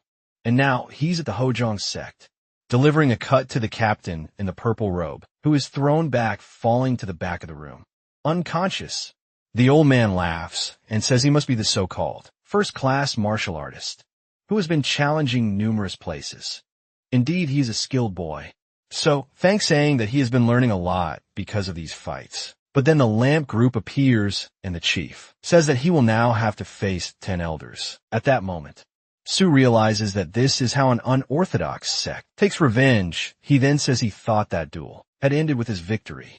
He has never heard of consecutive duels, especially one where a person goes against 10. The chief laughs and says it's funny that he has never heard of something like that. Siu then responds that if other sects find out how they operate, the name of Huang will go down the drain. However, the chief says that what happens in this duel is that he suffered a small cut and that cut got infected, and he died unfortunately. The SEC took good care of the boy who tried hard to live, but no matter how much everyone did their best, he ended up dying unfortunately. As a dead man, he won't be able to deny anything. SEO is already surrounded and sees that these bastards are crazier than he imagined. The chief, once again, says that his death here will allow their reputation to remain intact, but this is when SEO smiles, thinking that this is exactly why he came to this place. He then says for them to attack. He will accept this ridiculous duel. Everyone advances, while he thinks that the moment has come to gain true combat experience. The scene shifts tonight in a bar. Everyone is drinking and talking about the martial artist who dared to challenge Ho Ing. It was a shame that such a talented boy had died like that. The Mohawk guy said he was crazy too to challenge such outlaws. The white-haired guy laughs, as well, saying he was too naive, as if things always happen the way you expect. The other one, standing, says that all the boy did was accelerate his death, thanks to all that arrogance. Hao Yang may have the name of a sect, but everyone knows that it is actually a group of bandits. It was a shame that at that moment, the boy's body should have already been buried. However, someone steps into the hall. One of the waiters turns to welcome him, and it's SEO, completely drenched in sweat. SEO all cut up, asking for a bucket of instant noodles, please. The guy, completely at a loss for words, just says it's fine and asks him to come in. As SEO stops, and the three fools are all there, now messed up. No one says anything at all. However, the truth is that those bastards almost really killed him. Not only was it 10 against 1, but their blade was also poisoned. The lucky thing is that during the time he worked in the upper echelons of the Alliance, he learned numerous medical techniques. If he hadn't taken the healing pill at that moment, he would have really died in that room. And as soon as he killed the 10 elders, the old man shouted for everyone to kill him now, no matter the cost. At that, all the Alliance members advanced in battle formation. In the end, to survive, Shu in to fight like an animal. But there he is, alive and calm in the bar. Right after he stabbed the leader in the chest. He didn't kill everyone in the room, but he cut their tendons. In other words, no one will be able to come back for revenge, as they will all be crippled for the rest of their lives. At this, he notices that the ratchet was shaking a lot. He took so many stimulants that it was impossible to relax at that moment. Probably with the amount he took, he won't even be able to sleep for the next few days. Maybe it was the perfect moment to challenge an orthodox sect. He finished eating, grabbed the sword, and walked out. At that, the legend began to be told immediately. After his victory against the Homie Yang sect, the young martial master ate a bowl of instant noodles and continued his journey. That insane event began to spread his name throughout the people, and a certain rumor began to spread through Sui. Shortly after, people started calling him by his new martial title, the Spirit of Infinite Fight, Shu Yoan. His name has swag. The Spirit of Infinite Fight. He goes around fighting him. Okay, I respect that. The protagonist knows he doesn't have that much talent. His goal is to reach the martial peak, and as far as possible. That's why he needs to keep fighting and fighting, constantly challenging the limits between life and death. For an ordinary man like him to break through that wall of talent, he would have to be a madman. Those without any potential were forced to embrace insanity. It was the only way a talentless man like him could achieve the power of a genius. And so he traveled to countless regions of Yango, fighting dozens of duels every day against both orthodox and unorthodox sects. 5 years passed, an explosion occurred. In the middle of the courtyard, the protagonist jumped, activating once again the mountain-destroying technique. At that moment, his ki was moving in a fluid manner, yet at the same time extremely destructive. That technique was like the very heart of the sky itself. The ki of the sword took the form of lines, something that could only be used by those who had reached the peak. Trying to form that for a brief moment left his mind utterly exhausted. However, if he couldn't achieve this, there was no way to reach his dreams. At that moment, a guy came from behind, delivering a sword strike. Su turned around, managed to defend the attack. The energy dissipated on the blade, and the whole place exploded. The poor guy was thrown against the wall, realizing that the key of the sword he struggled to maintain had been destroyed in a single attack. Then someone emerged from the smoke, saying they expected more from the so-called infinite fighting spirit SEO. However, this time, he had one obviously. It was the damn director Kim, the strongest man under the heavens. The protagonist got up, realizing that this bastard truly had incredible talent. He congratulated his friend, saying he had indeed become much stronger since the last time they met. Sue noticed that the bastard had already undergone skeletal reconstruction in 5 years. Looking at his hand, he wondered what he had been doing all this time. He was still the same first-degree martial artist. Truly, the lack of talent revealed the worst in people. Shortly after, the director said that after reaching the level of conversion of the 5 energies, he realized something: he had become the strongest man in Yango, and no one could withstand a single attack from him. That's why, as the most powerful man, he was thinking of creating an organization and wanted to offer a seat. SIU, however, cut in and said he was fine. He preferred to live as he had been living while remembering that this guy, in every life, always became obsessed with becoming the master of an alliance. However, if he accepted this offer, he would become the vice leader, but in reality, he would work more as a strategist. Something he had already done in his entire past life, and wasn't interested in this was because every second he had to practice and reach the martial peak was far too precious. After much effort, Sue managed to decline the organization's offer, but then Kim began to insist that since he didn't want to be part of the association, he should accept one-on-one lessons. However, Sue simply replied that no matter what the director offered, he would not accept, and the reason was quite obvious. He had already learned everything possible from this guy in 2 lifetimes. What he truly needed was real experience. He remembered that in his past life, Yin Wu said that at the end of the first stages, you should face as many real battles as possible. And that's why in this life, he decided to simply watch his friend Saga from afar and continue his own endless journey for battles. Alone with that 20 years past, Kim arrived in front of the same house and said that this time he looked pale. At that moment, CO finally realized his talent was that of someone who had truly been abandoned by the heavens. Kim said that even with infinite training, he still hadn't managed to improve his prowess. SEO said that his knowledge of blade energy exceeded that of any martial artist at his level. Even so, he couldn't last more than 3 attacks against someone at the peak of martial arts. Kim scratched his chin and said that this was strange. He had almost become one with the sword. How had he not reached the martial peak? Someone with so much experience should be able to achieve that easily.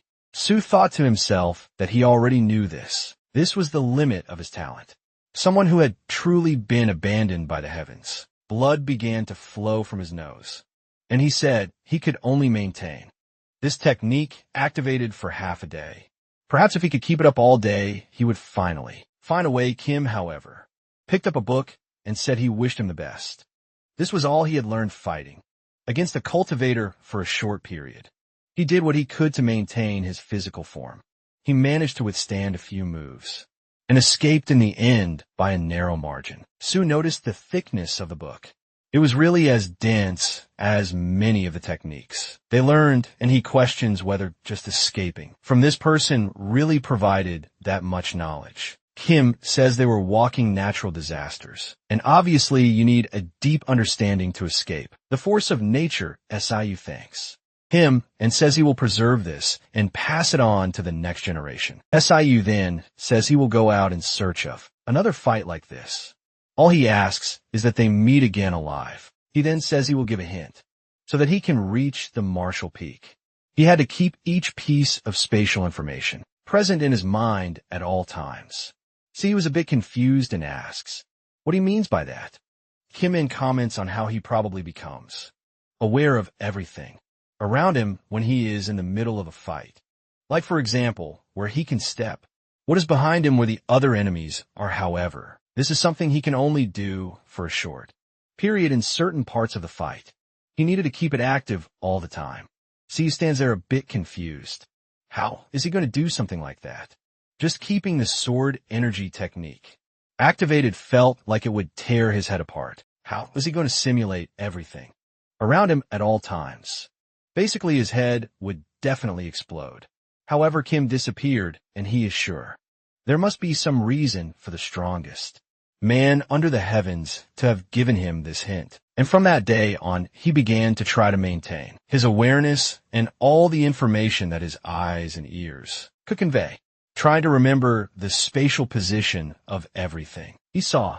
His awareness seems to be navigating through the city, and he can feel the steps of each person. And in that, he's in the forest.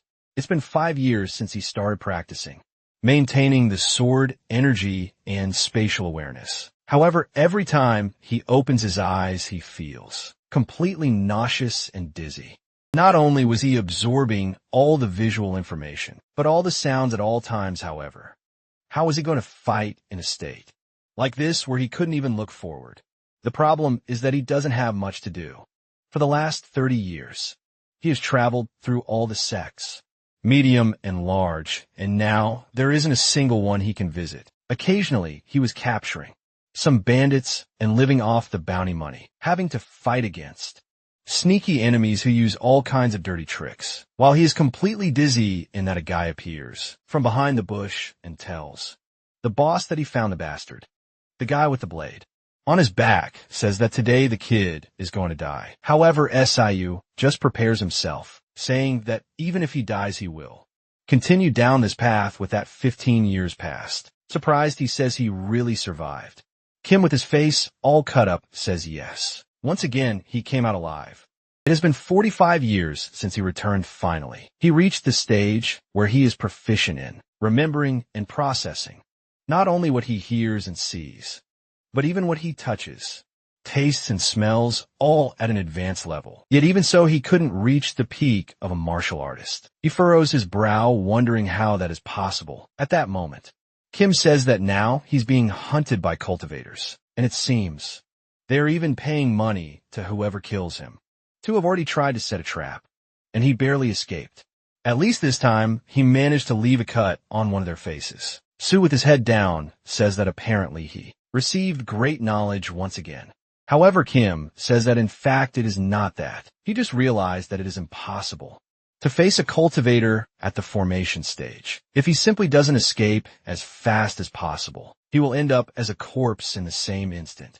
That is why lately, he has been realizing that perhaps this idea of the 5 converging energies is the limit of a martial artist, and perhaps the very author of the techniques he has been practicing must have reached the same conclusion as him. No matter what a mortal like him does, he will never have a chance to defeat a cultivator. At that moment, Sue saw himself in Kim. That guy in front of him had been gifted by the heavens with incredible talent, while the protagonist had been abandoned. However, he could perceive that their situations were quite similar. It was funny to see the situation when they were completely different opposites. He tells Kim that he is completely confused and doesn't know why he can't reach the next level. Kim apologizes and says it's strange he can simulate the swords, energy, and even his 5 senses have peaked. He has no idea why he hasn't advanced yet. At that moment, he offers as always a duel. Maybe they could figure something out since it's been a while since they practiced. Like this, under the moonlight, an explosion occurs in the middle of the forest, and Seal wonders what the problem is. Kim just says that he really should have reached the peak of martial arts years ago. Sue then wants to know what that means and why something like this is happening to him. Kim then says that even without talent, this should have happened by now. Maybe what he needed was a catalyst. Sue wants to know what he means by that. He explains that there's a strong will or emotion, an event that makes him exceed natural limits and surpass the concentration and talent he possesses. However, Sue loses patience and tells him to explain what the hell he means by that. In the last 50 years of his life, he has done nothing but fight. How desperate would he have to be? He has desperately suffered his whole life trying to break out of this level of a martial artist and finally reach the peak he activated all the energy his body possesses, and even sleeps with the sword, keeping his energy active at that moment.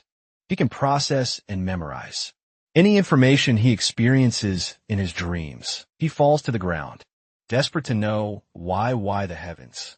Do not show him to the next step at that moment. He knew how foolish it seemed for a 7-year-old man to curse the heavens for his fate. However, even having followed the path of the sword his entire life, he still had no idea what the next stage was. Seeing this, Kim makes some cuts with the sword and says he has drawn a martial art that will probably strengthen the weak points he has at this moment. In no way would this guarantee anything, but learning it might help him calm down. The protagonist, seeing the inscriptions on the tree, just says that once again he disappeared into thin air. And with that, 5 years passed. It has been over 50 years since he returned. And now he knows he doesn't have many years left. Looking at the heavens, he asks if young Hoon has already died. Apparently, once again, this was the fate of both. His talent ends here, and just like young Hoon was unable to do what he wanted. No matter how much mortals suffer, they can never escape the fate of the heavens. However, just then, Kim appears behind him, asking what the hell he is talking about.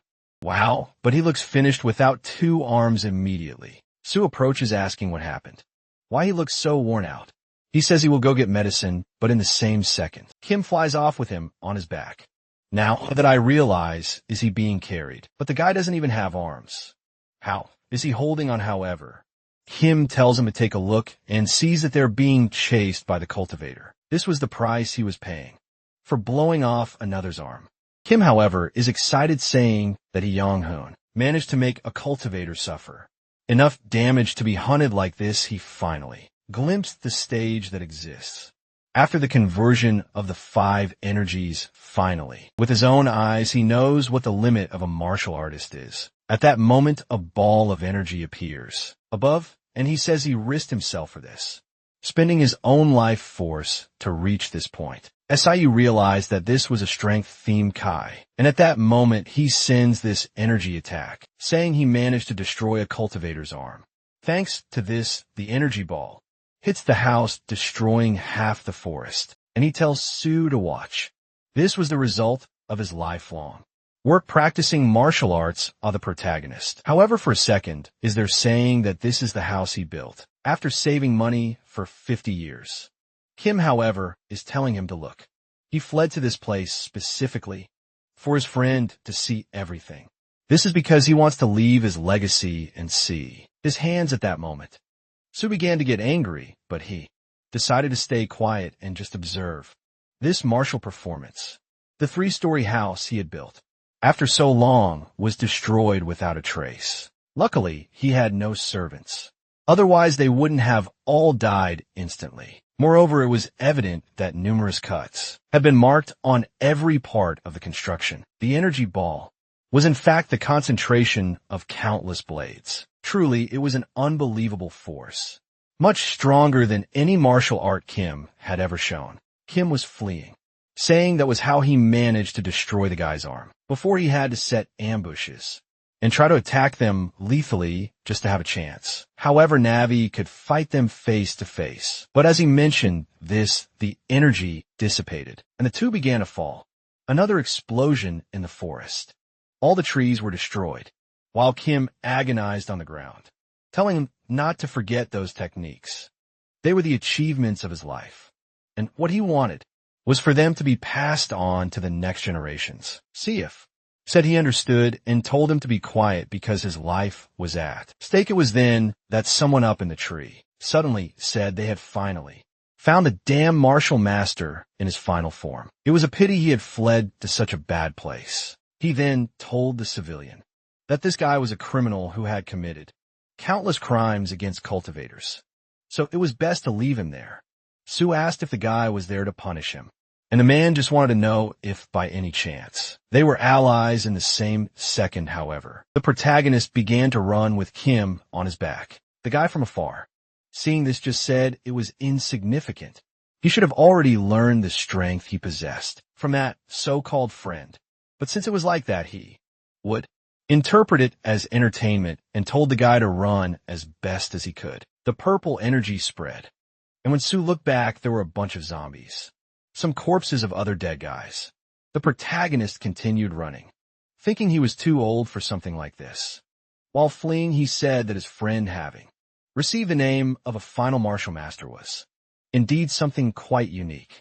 His friend with that name, and he with the name of an infinite fighting spirit being chased by these zombies. It was truly a strange situation. He kept fleeing, telling his friend to wake up and say something. One of the zombies was about to approach, wearing a modern outfit, but received a cut to the neck and fell towards the other's SIU, continued fleeing, saying it was the damn Kim who should be carrying him on his back. With that, the escape continued. And as expected, the zombies kept pursuing relentlessly. The protagonist persevered and kept running. Morning into night passed, and he no longer knew how many times the sun had risen and set. Now he was at the edge of a mountain, saying it was indeed higher than he expected. At that moment, the guy on his back said was scary. A mere civilian managed to withstand this pursuit for 3 days and 3 nights, but there was no way he could escape anymore. Anything he tried was useless. After all, the final martial master was already dead. Xiao said that was obvious, especially since he was a doctor. The cultivator wanted to know then why he kept running. He was only interested in the final martial spirit. He didn't care about him. He could have simply abandoned that corpse and fled. Su, however, laughed, which left the guy confused. The protagonist thought he had really come far with the numerous techniques he had learned a lifetime of practice, even though the heavens had denied him any kind of talent. Of course, a large part of his power came from the teachings of Young Hoon, someone from his hometown and his martial mentor with, that he drew his sword and said that if the guy wanted to take his friend's head, he would have to take his first. The guy lost his patience and said that really no one feared cultivators anymore. Apparently, it was because he either abandoned life or was too old. However, it was fine. He would show that he had enough power to cause a pain, much worse than death suddenly. 2 arms advanced from the side of SEO and connected. To Kim, he looked back somewhat confused, and the guy replied that they were parasites, and now they would pay the price for trying to humiliate a cultivator. The protagonist just turns around and says that he really was a wicked bastard, while the guy orders the final martial spirit to kill his own disciple. In that moment, Kim screams and delivers the first cut to Su, who crouches down, turns to the enemy and asks, how does he have the courage to end the legacy of a man like that? The guy, however, is just smiling while Kim continues attacking. Su was grateful, and at least it was clear he wasn't able to use martial arts. He was simply using the pure power that the cultivator had placed in him with those arms. However, this strength and speed were far too absurd for him to resist with this old body. He's trembling all over, saying that it was already a terrible disgrace to have to point his sword at Kim, someone who in the end was already dead. He apologizes while thinking that unfortunately there is nothing he can do and he needs to end this as quickly as possible. He then activates the 21 mountain cut technique of the celestial sky. In a flashback, he asked Kim if he knew why this mountain technique was the only one named after a lake and not a mountain. The truth is it was Kim himself who created it. So our boys, curious to know if this had any special meaning, Kim falls backward and says that the celestial lake reminds him of Lake Hada up on Mount Baekdu. Apparently, it's a region in Korea where they came from, and Kim thinks that whoever created this technique might have come from Korea, just like them. It was then that Kim realized that the technique had this name because it was a lake that reflected the sky and the surrounding mountains. The lake reflects what happens in the skies, yet its surface remains intact. The skies meant everything he had been learning, and the lake that reflected the skies was a meaning of that single attack. Kim seems to take a hit to the core of his body. For a second, and SEO explains that this is a technique where, for a short period, he can use the enemy's energy in his own cut. This was a very unique move in a martial art that had been built just for him. If Mian Hun's body remains intact, he will continue to be used as a zombie. And that's why he has to ensure that no part of him stays alive. He will accumulate all the energy in the sword sheath, combine all the techniques, and form all of this into a single attack when he is about to finally unleash the attack. Suddenly, Kim starts transforming into a ball of flesh. The protagonist realizes that the damned cultivator had given Kim more power and speed. He knew his life was about to end, so he uses that moment to ensure that his master wouldn't suffer this humiliation, and that he charges towards Kim, who raises his arms while the protagonist swears to himself that he couldn't die yet. The air around him, the sounds, the smells, the humidity, the temperature. He absorbed each of the sensations around him, even if his brain was about to explode. In that moment, his eyes starts to burn, and he says he would turn everything to ashes. However, suddenly he feels something strange and stops for a second. His brain, which seemed like it was about to explode, instead of giving into all the pressure, seemed to have surpassed something, seeing himself in a void. He wonders if he fell into some kind of illusion, or if he was completely losing his mind. However, it's when he notices some strange red lines coming from Kim's hand. The attack hits the ground hard, but he manages to dodge, noticing that even his sword now had a strange blue line. He simply follows the path of the line, and the cut lands squarely on Kim's chest. In that moment, he wonders if that is the vision of a martial artist who had reached the peak. And he strangely notices that Kim was smiling, the person who had the talent, blessed by the heavens, and he with the talent, banished from the heavens. They were polar opposites, yet in a way they were similar. This is because in the end both had suffered their whole lives, trying to escape the fate granted to them by the heavens. He cuts Kim into 50 pieces, while saying that at that moment there was no longer the genius, the Bohan. They were just two men who had suffered against fate their entire lives. One had died, and the other was already at death's door. Kim looks back and realizes it was as if his friend was asking if he would really stop there. In that moment, he says no and charges forward, destroying the entire mountain. When all the smoke rises, he is sure that now the end has come. The cultivator looks at him, screaming with hatred, while the protagonist falls, saying that even that guy wouldn't be able to punish his corpse in death. He then asks for his martial master to rest in peace. With that, he finally reached the martial arts level he had desired for so long and put an end to this life of endless efforts. This was the fourth regression. This fourth life was insane, huh? The best so far. Will it keep getting better? I don't know, but I do know that in the next chapter, we're back where it all always begins. He stares at his own hand and realizes he's back in the past. Life he fought from the first day to the last second and finally managed to conquer. He shouts that he has finally reached the martial peak, the feat he had desired his entire life at that moment. All that guy from the beginning.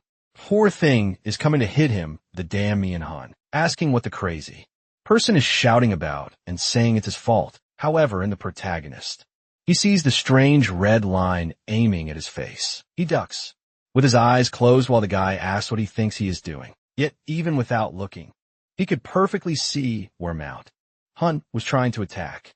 In his past life, he could also dodge this guy's attacks with his eyes closed. However, it was something different. He was predicting the trajectory of future attacks and understanding this guy's patterns, all attributed to decades of martial arts. But now it was something completely different. It was as if he had a kind of foresight, and even with his eyes closed, he had a total understanding of where this guy was and what he was doing. That's why they say it doesn't matter how many first-level martial artists there are, they will never defeat a martial master. He can completely see the trajectory of any attack from anyone weaker than him, obviously. Someone below that level had no chance at all, and now, instinctively, he could see numerous openings toward Mian Han. Each of the lines represented the trajectories and positions from which he could attack him, and the red lines allowed him to read what the opponent's attacks were. Probably, it was because the difference between him and Mian Han was extremely vast, that he could see so many openings. However, after a brief analysis, his nose starts to bleed. His brain is burning as he wonders if this is the price of this technique. Mian Han throws more than one punch, saying he's a son of a bitch who almost killed everyone but the protagonist. Just gives him a hit on the back of the neck, and he falls hard to the ground. SCU is there with his hand on his head while Kim asks what he is doing. The protagonist is there agonizing in pain, while one of the girls wants to know if he got hurt.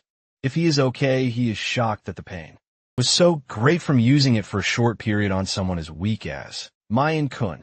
The sequence was the usual. He calmed everyone down, took them to the cave, and cooked some fruits. They slept around the campfire, and night fell outside. SIU was practicing even cutting a leaf with a twig, all this without needing to use chi to strengthen the twig. Now, he observed that red is the prediction of movement while blue is the path to the target. Using this technique, he can see the movement of any opponent, or even anything that exists now, was explained. What Kim meant by the memory of all five senses. His friend made him strengthen his vision and everything else this way so that eventually he could calculate the trajectory of opponents from the tip of the twig.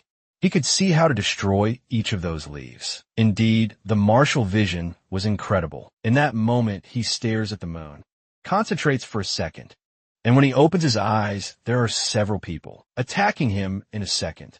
With one movement, however, he sees the blue line on all of them and starts attacking and destroying each one. The sun was already rising, and he was happy, saying he had finally reached the martial peak. Obviously, even so, his head was still almost exploding, and that was because he was fighting against leaves. Soon after, he grabbed the 8 bamboo roots and began to practice with them, strengthening his body. He was already able to maintain his vision for at least 3 hours.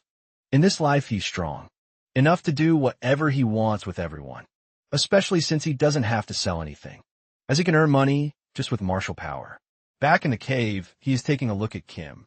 This guy went through 6 volumes of everything he had found for him, and he even managed to see the final teachings before he died. This was all the knowledge he had to pass on to Kim. For sure, Kim Young Hoon in this life would surpass the one in the next, which also means that what Kim will teach him this time will be even further from what he imagines. He has no idea how he will reach the next stage. However, unlike his co-workers, there's nothing he can do but train endlessly, keep practicing the vision technique, and get his mind used to it. The first goal of this life was to feel no pain when using this technique, and finally reach the level of the 3 flowers. That's the level Kim usually reaches in 3 years of training, right? My God, what an unfair life. The protagonist, however, says that he will finally live like someone at the pinnacle of the martial world. The next morning arrived, and as always, the fox, who is the master of the forest, came in this life to collect her price. Sue stretches out his arm, and at that moment, he becomes curious. How many red lines would he see if he took a look at the fox? However, a glare from her actually reveals a red shockwave. He feels a bit confused, not understanding what happened, and the fox bites his arm right away. Even though his arm was being bitten, he was more curious to know how the whole view had turned. Read a few days later, the floaters arrived. Again, and once more he was startled. No matter where he looked, all he saw was a stream of red energy spreading. This was the difference between a martial artist and a cultivator that Kim talked about so much. There was absolutely no opening indeed.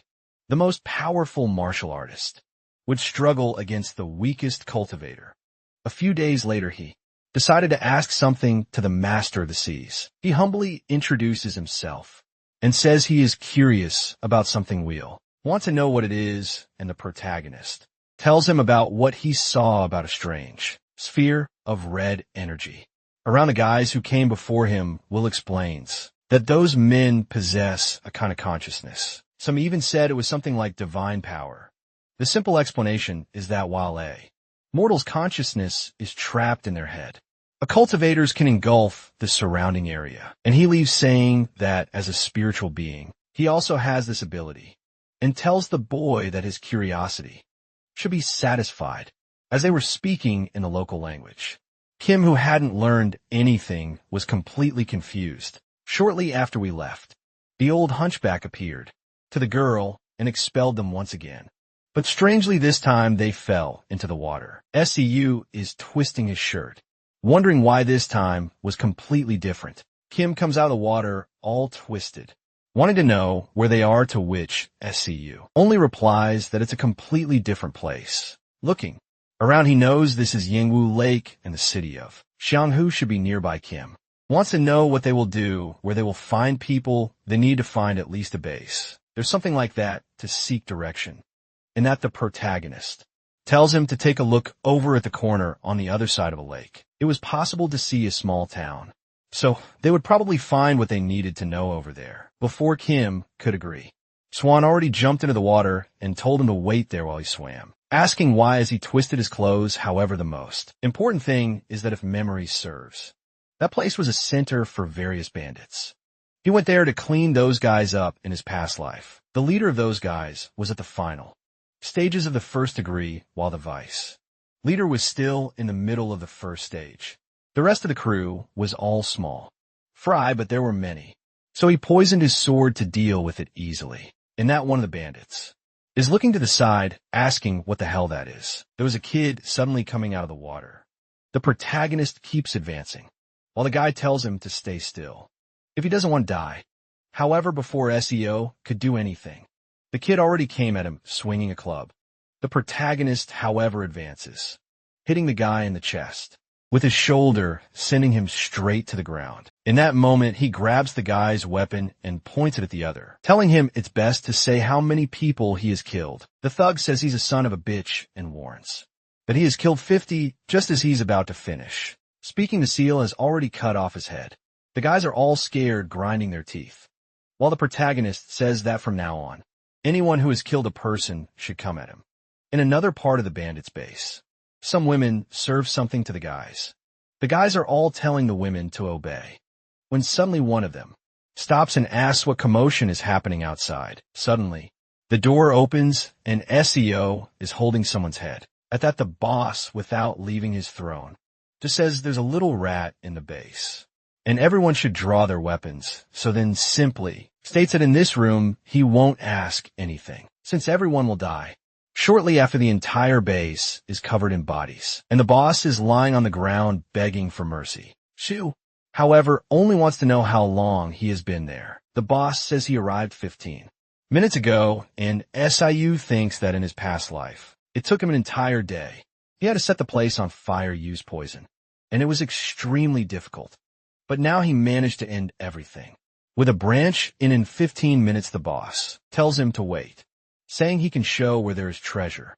But the protagonist just cuts off his head, saying he already knows very well, especially since he has done this before. Then he opens some cages, and everyone who is trapped in that place is freed, and thanks him for avenging the bandits. One in front humbly asked him to reveal what his title is in this martial world. They would ensure that one day they would repay this debt. SIU stands there thinking about this, what is the title, and then says the usual one, the spirit of infinite struggle, and the title is fitting, you see, because the boy fell into the water, swam out, and finished off the bandits. With that, the protagonist went with Director Kim to the city of Chango, bought identification plates, and also a house for both of them with the bandits. Money after that. He has always taught martial arts and writing to Kim. 2 months later, there he was reaching the level of the 3 petals. Sue realizes that the more he learns, the faster Kim is also able to evolve, as always watching. That made him want to give up, but he has felt that way forever. For him, it takes a lifetime to reach the martial peak, while Kim simply skips all the stages and reaches the pinnacle. The protagonist congratulates his friend, saying it's amazing that he reached this level, even before understanding how to read properly. Kim says he is also surprised to think he had such good martial talent. See who is now thoughtful. He's never had a real duel with Kim at the moment. He reaches the level of the 3 flowers, because this guy is always trying to teach. More than a truly duel, but how would a duel be now? Him who has reached the martial peak, or Kim, who has just reached the level of the 3 flowers. In that moment, he offers a duel to his friend, who says it sounds good. Maybe now he has a chance to beat the kid. Back in a forest, the protagonist makes a cut that tears the entire ground. What matters is that from Adair, he sends a sequence of attacks from the peak of the mountain dragon, and the red lines appear. The protagonist can see that the better Kim gets, the fewer blue lines he has, and the more red ones appear. He needed to keep dodging, but at this pace, he would never create an opening. And for some strange reason, a strange desire to win began to burn in his heart. At that moment, he understands That this time is the last chance.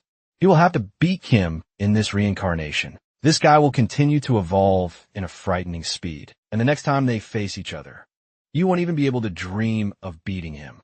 The protagonist is thrown back knowing that at this moment, when he has just reached the 3 petals, it is the only moment he can win in this life. So he decides it's time to go all out, pulls some things from his fingers, and sends them in his direction, and Kim is surprised but manages to defend himself. The protagonist realizes that at least he interrupted the rhythm of the guy's movements and decides to show that he is ahead in combat experience. The sword is plunged into the ground, and he unleashes a devastating barrage. Kim, seeing this, smiles and says you will have to show him the power of the 3-flower stage. At that moment, the protagonist felt that some danger was approaching. Then Kim throws the sword up, activating a blade key, and sends a slash towards Sayo. He knew he would be torn in half if he tried to confront that attack. However, the mountain destruction technique he learned was taught by Kim himself, but Kim had already reached the level of 5 conversions. Then he unleashes the echo valley, and an explosion sweeps through the forest. Amid all the smoke, you can see the little bald hairs floating, and he says that the kid is truly amazing. The protagonist, however, is shocked that this bastard actually withstood his attack. Then the blade falls to the ground, and he says he gives up. It's Kim who gives up, saying that his weapon broke. He really was a disgrace as a martial artist. He has to admit C was very experienced. The protagonist, however, tells him not to worry. He will never be able to defeat him again. And with that, he just accepts the reality of his life. With Sadie's fight, it marks the last day. He will be stronger than Kim until the next life. Wow. That's really harsh, right? He just reincarnated, man. He already knows that soon his friend will be unreachable. Back in home, the protagonist says that since his friend reached the peak of the 3 flowers, he prepared a gift. Kim responds that the duel was already an incredible gift, but SIU brings a bunch of books, saying these are the writings of someone who got close to cultivation and exceeded martial arts. He bought them from an old man in the city, who said that to reach this level, a person must have at least 3 flowers. The protagonist read a bit, but unfortunately, he couldn't understand anything, so he will leave it in his friend's hands. Kim thanks him, saying that that's the case. He will definitely dedicate himself. After learning to read, Kim began to focus on these studies. For months later, CU enters excitedly, saying he brought some money and managed to hunt a good guy today. However, strangely, the books were lying on the floor open. C was a bit confused because he couldn't feel his friend's presence, who suddenly appears out of thin air, startling the protagonist. The friend explains that he learned the techniques in those writings, the so-called powers that exceed martial arts. He is impressed that Seal also couldn't locate him. These martial arts were truly incredible. The protagonist, however, is scared. He remembers that strange technique from when Kim used to visit him, but normally he only showed that ability when he reached the power of the 5 energies, converging at the center. But how is he already using this if only a year has passed since the regression? And then Kim says that if a martial master like SEO couldn't perceive him, he'd probably kill anyone. So it's tough for the kid indeed, even knowing this would happen, that Kim would continue to evolve. Talent was something hard to accept then. Kim says he is determined to travel the lands for combat experience and invites SEO to go along. The protagonist, however, says he's not really interested. He believes he should focus on stabilizing his understanding of the martial peak. Kim ponders and says it makes sense, especially since he's still learning to use the blade. Line. The protagonist angrily says yes, and besides that he's interested in the imperial regime.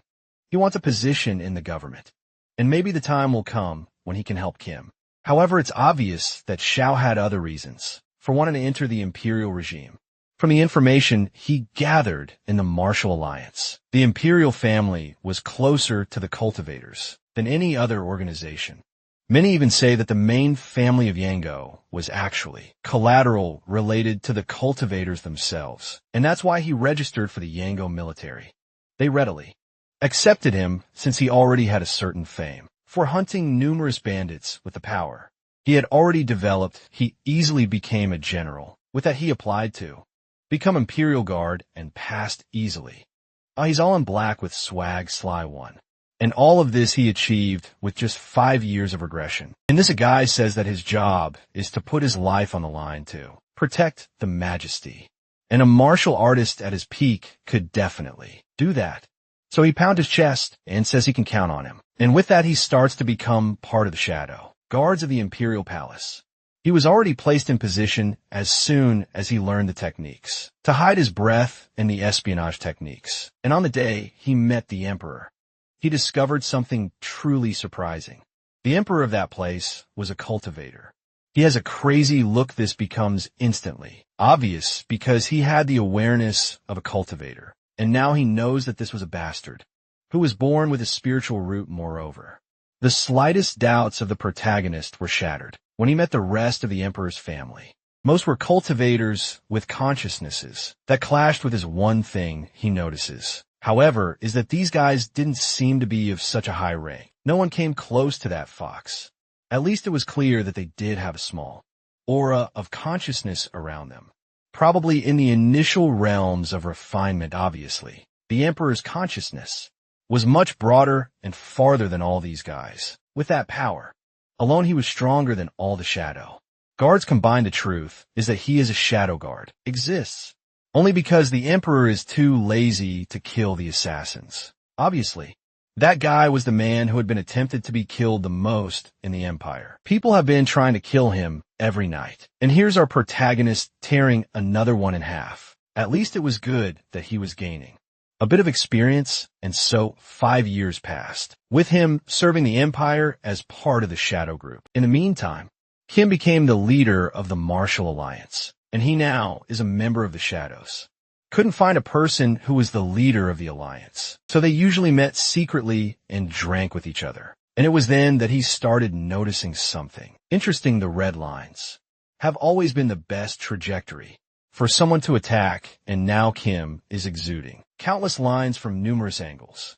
It's almost as if there's no place around Kim, but he isn't safe in this. He notices that what surrounded Kim was quite familiar. In fact, it reminded him of the consciousness of a cultivator. It was a pity that it was almost incomprehensible to him. If only he had reached the 3-flower stage, he would have been able to understand a bit of this. However, there's not much to do, so all he can do is continue observing Kim's current condition to understand how one day he might get there. He has no idea what exactly Kim is doing, but he feels that maybe this is the way for him to master the sword. At that moment, Kim starts to absorb the air, and that's when he undergoes the skeletal transformation, also known as plastic surgery. I think the Chinese invented this for when someone has surgery to say, "No, I didn't have surgery. I underwent skeletal transformation." In this, the protagonist congratulates him, saying he looks much younger. Kim says yes, he finally reached the point of converting 5 energies into a core. It's just a pity for the boy, because if he were at a higher level, he would have learned much more from this.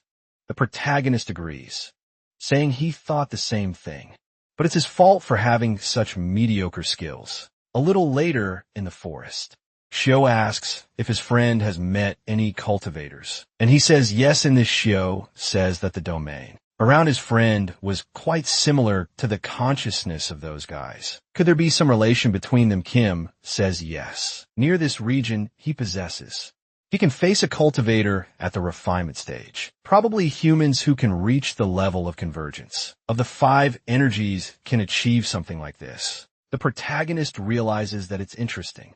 There's a chance for a martial artist to actually defeat a cultivator, just as the difference between a first-degree martial artist and someone who has reached the martial peak is extremely distant, almost incomprehensible. The same must happen with Kim's next levels. More and more he won't be able to understand what's happening with his friend. However, perhaps today's experience will help him one day also reach this conversion of the 5 energies. With that, their conversation ended, and sometime later, Kim returned to work. A few days later, when he was working as a guard, he saw an assassin moving on the upper part of the palace. At that moment, he feels a red line coming towards him and knows that this guy is at the martial peak. The sword comes, but he easily manages to defend himself, seeing the way the person fights. It's someone who has just reached the martial peak. The guy lunges towards Suhu, easily deflects all the attacks. He had been very thoughtful lately. He should have been focused on this fight. However, the image of Kim at the moment he evolved wouldn't leave his mind. He wonders if that had to do with the sword's energy. The aura on his blade proved that he was already evolving in that aspect, or at least reaching the intermediate stage of the first degree. This happens the moment you reach the martial peak, because as long as the sword is following the best path, it always carries an aura. The blue lines are always the best possible path that the sword art seeks. It's basically about maximizing his potential to the fullest. What he learned lately is that the martial sword arts and the blades energy are really the same thing. However, he soon thinks that this doesn't make sense, because if it were really like that when his friend turned into a zombie, he should have continued using the blades aura, but that didn't happen. Thus he concludes that something human must be behind the attack and realizes that perhaps it's the intention of the martial artist performing the strike. The red and blue lines are not only the attack, but also the intentions of the artist using the sword. The moment he reached this conclusion, he felt something strange while holding the sword. It was as if veins and arteries had come out of the sword and entered his arm. The assassin lunges once more to try to kill him, but Siu sends a slash in his direction, apparently tearing through the assassin, because blood gushed out and the girl was thrown away. My God, the poor girl spun like a Beyblade, while the protagonist is there thinking that this wasn't the end. If he keeps feeding the sword with his intentions, he could advance even faster. The poor girl is looking on, not understanding what is happening, while the protagonist is still in his monologue, realizing that he finally managed to make this something real. After 10 years practicing as a master at the martial peak, finally learned the silk of the sword, or the line of the sword. And with that, he had reached the intermediate levels of the peak. The girl remains fallen on the ground while he approaches slowly and notices a familiar face. She was one of the maids who had recently been hired. He comments that her reaching the martial peak at such a young age was impressive. If she had survived, she might have had enough talent to reach the 3 flowers. The girl, however, from the ground, asks if he is the so-called infinite fighting spirit. The protagonist is confused because she knew that name 10 years ago when he saved those guys. He gave that title. However, in the city of Yango, they call him the monster of infinite fighting. Then the girl says that her brother is much more talented than she was. However, it was all the damn emperor's fault. Kim only replies that appealing to emotions won't do any good. The rule here is to kill any assassin who has entered this place immediately. At that moment, the rest of the guards are arriving, shouting and saying that there is an assassin here. The girl keeps telling the protagonist that he's doing it wrong. The emperor's orders, goodbye, daughter. He cut her off, saying that unfortunately, the act of listening to an assassin is itself a crime. So he has to finish this now. Who thought the girl would last in this life? I think she will appear in the next ones. But in this one, she had 2 minutes of screen time after feeling disappointed for having destroyed someone with so much talent. The protagonist disposed of the body with the rest of the guards. The commotion was great, but so far the emperor hadn't left his room for a second. Moreover, at the door, he had applied a silence technique. It was more than clear that the emperor didn't care if anyone knew he was a cultivator. After all the shadow guards already know that. The minimum to become a guard was to reach the martial peak. And at that moment, you could already see the cultivator's aura with your own eyes. However, everyone there continues to protect him, as that is the job they were given. And strangely, recently the number of murders has been increasing significantly. What is strange is that Yang has been going through a period of extreme prosperity. Obviously, there were still people in poverty, but it was no longer necessary for everyone to become bandits or anything like that. So who is so eager for the emperor to be killed? And why did a person from Yango who knows his title comment on this? He turns thinking that, well, he has time to figure everything out. After all, on the other hand, he is more interested in the cultivators than in the assassins. With that 10 years passed, and the protagonist gained enough trust from the emperor, through his hard work, to have the authority to look into more information about the imperial family.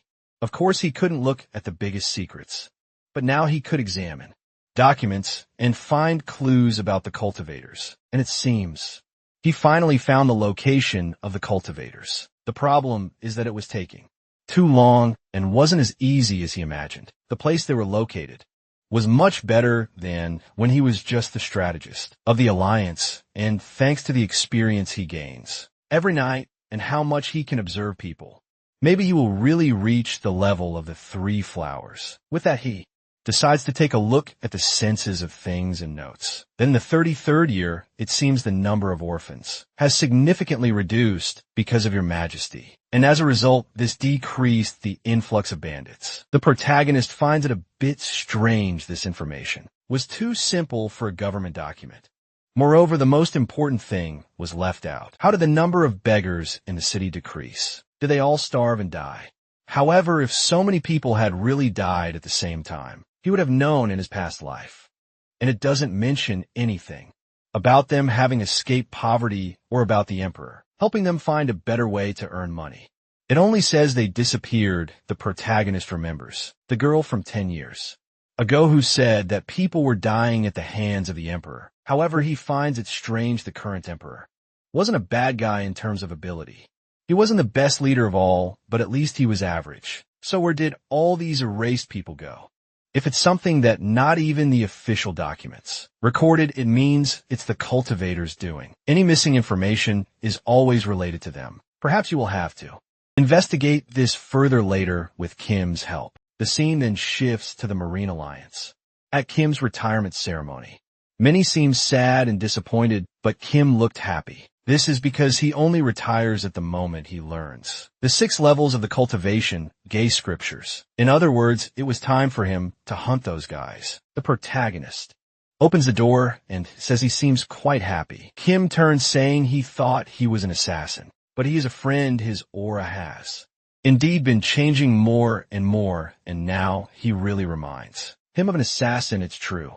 Is the protagonist going to change a lot emotionally? That now, like, he's becoming more cruel and killing everyone.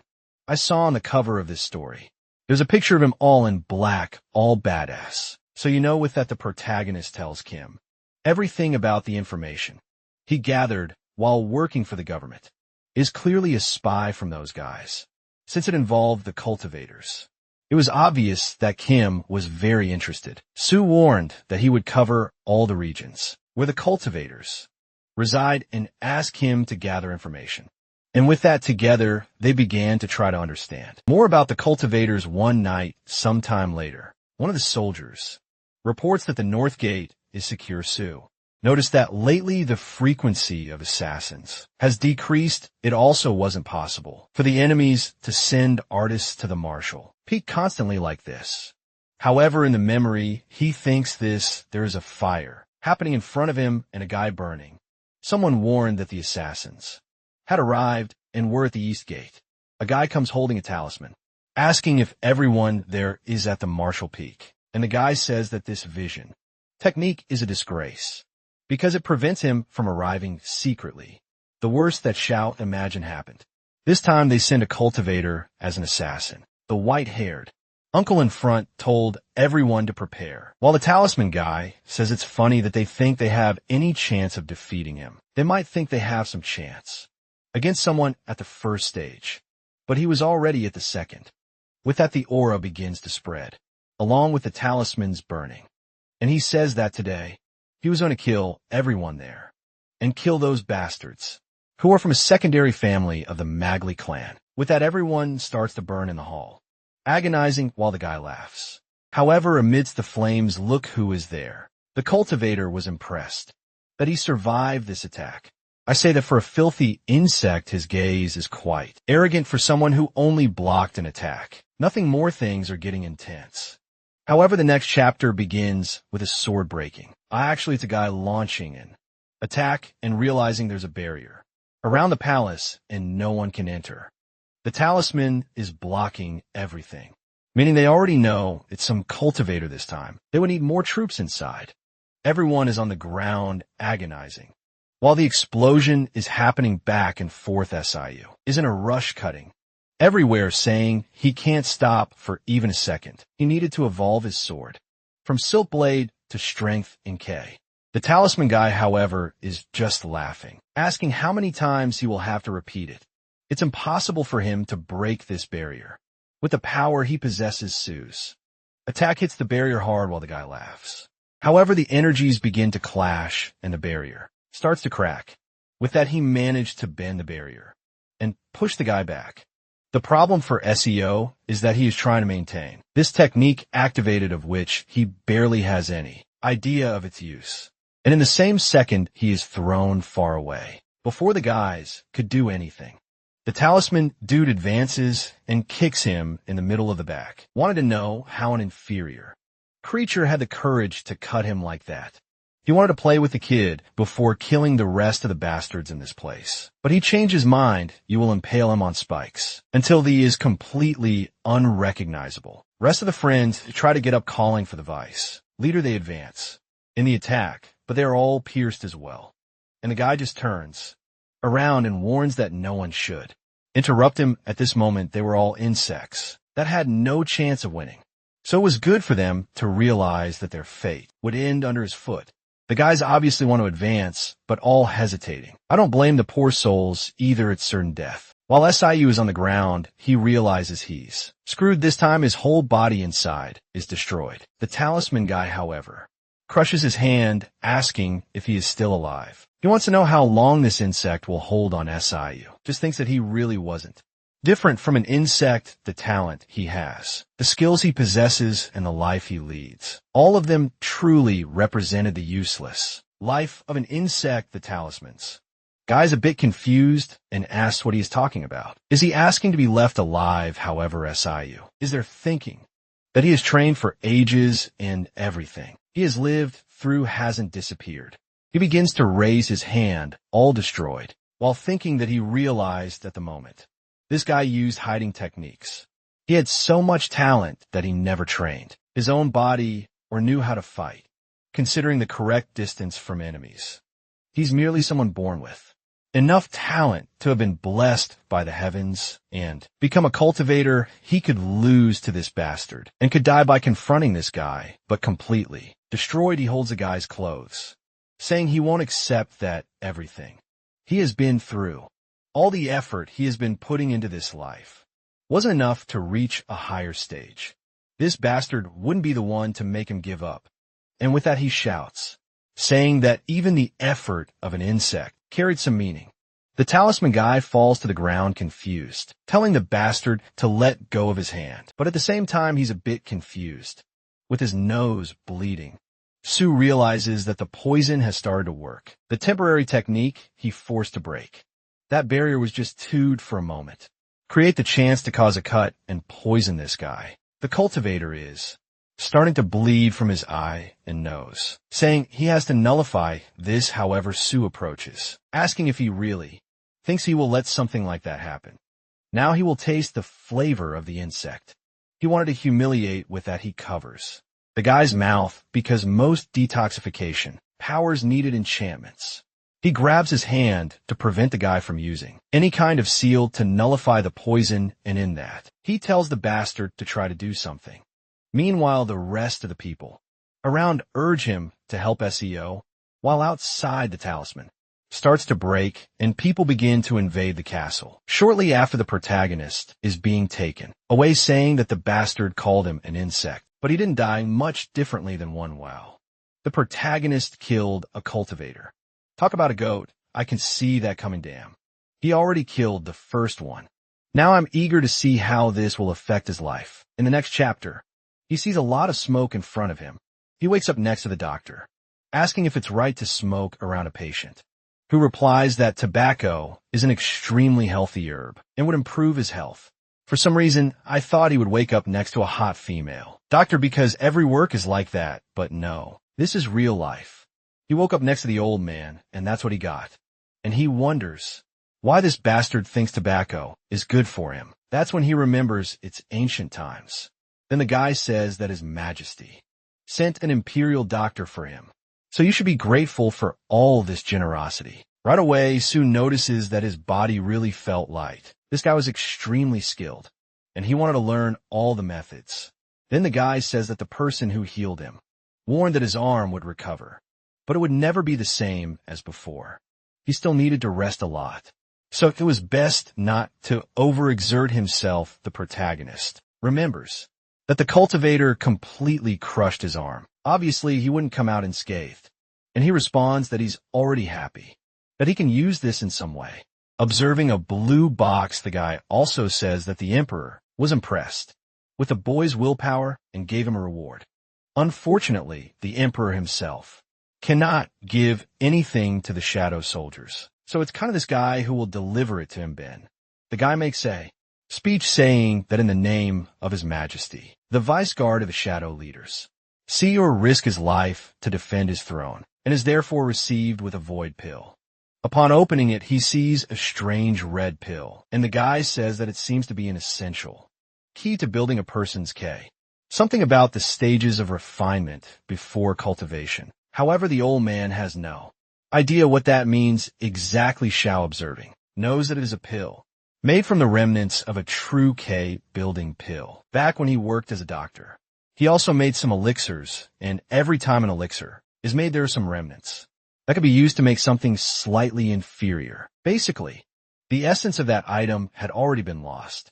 Wow. And the protagonist realizes that the emperor probably doesn't think most people have this knowledge. The effect of this will be so minimal that it serves more as a remedy for curing a hangover. He never imagined the emperor would be so selfish to this extent. The old man, however, says that from what he heard, anyone who consumes this item and is immortal can increase their lifespan by 10 years. SIU is surprised. That didn't seem to make any sense. However, the old man really seemed quite interested in the item, even though he obviously couldn't steal something given by the Emperor. SIU then thanks him and says he will use the pill as soon as his energy stabilizes. The guy leaves, telling him not to forget the Majesty's kindness. But Sayo thinks that he will actually keep this for a long time. He won't eat it now while he has plenty of energy left, but rather when he's about to die, to see if it really can extend his lifespan. Now the rascal got excited, saying that working for the Empire really comes with many benefits, being able to live 10 more years with something grand. As with that, he would evolve even more in this life. It really was the right choice to join the Imperial Guard, and he feels good about what will happen in this life. I have a feeling that it won't be quite like that. He's too happy, my friend. Yeah, the fun's over the sword. Rolls on the ground, and he looks at his completely destroyed hand. His body had healed completely, but now every time he holds the sword, an immense pain shoots through his arm, and he ends up dropping it. He can't even use the 24 basic techniques of the mountain, and now he's already wondering if this marks the end of his life in martial arts. However, he tells himself no life on the martial path has always been full of suffering. So what if he now has to add a little pain to this path? It has always accompanied him like a shadow. So it won't be this pain that makes him give up.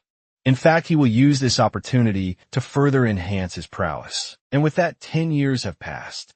30 in total of this regression. He has gotten used to using the sword, and his ability to control the silk of the blade has also improved. Moreover, he is becoming increasingly skilled at using hidden weapons as he works as a shadow. Additionally, Kim has recently been sending some letters warning that the secret of the cultivators was about to be discovered. These guys live in places hidden from the rest of the world, with barriers that make the locations where they are completely invisible and inaccessible. The weaker cultivators do create mansions among mortals, but the truly powerful lie behind those barriers. It is said that there are certain normal humans who live with the cultivators. This is because these guys obviously need slaves and servants to do everything they want. And according to what Kim has been studying, it seems that those responsible for sending assassins to kill the emperor are all from the cultivator clan. They recruit mortals within their domain and train them to become peak assassins. And now he is starting to understand the situation. The poor of who disappear have probably been sent to these guys. They are raised from childhood to work as assassins, or simply as slaves for these people, and considering how the assassins are being sent to kill the emperor. It is probably some kind of clan dispute, however. Even with all this knowledge, it is not his time to focus on that, but rather to focus on martial arts. Just then Kim appears. Asking what he is murmuring about, Sue explains that he just read the letter, and Kim says he sent it a month ago. It really took a while to arrive. He mentions that he came to visit because he discovered something extremely frightening. Sue wants to know, but Kim says that first they have to remove this suspicious magic. He then explains that there were two clans of cultivators in the Yango region, the Makli clan, which is currently the family dominating everything, and the former imperial clan that ruled, known as the Jin clan.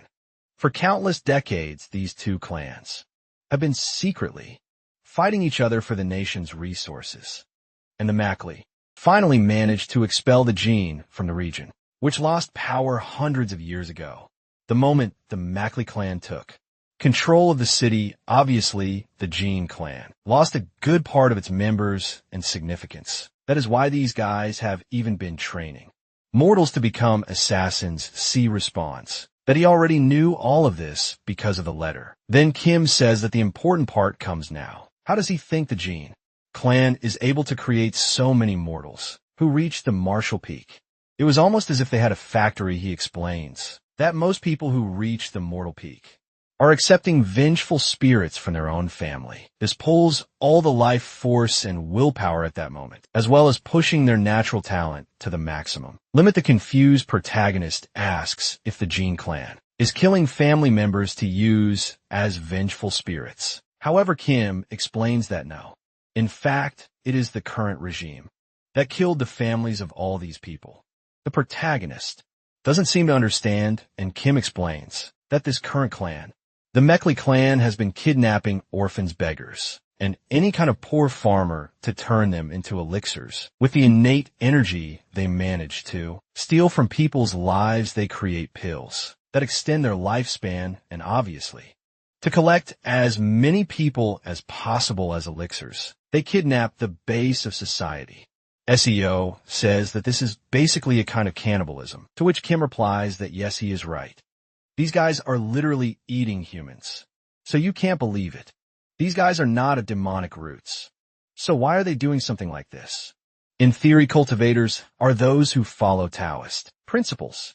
Their intention was to ascend to the heavens. So why would they be doing something like this on Earth? At this point, he remembers the girl who warned that people were dying at the hands of the emperor. Yet he had also dedicated his entire life to protecting those bastards. In the end, he had also killed countless innocent people with his own hands. Kim then says that while he was investigating the Makli clan, he was contacted by the cultivators of the Jin clan. They offered him an opportunity to attack that clan, and he decided to join. They could no longer allow those human-consuming scum to remain alive. Beings as evil as these could not continue to control this nation.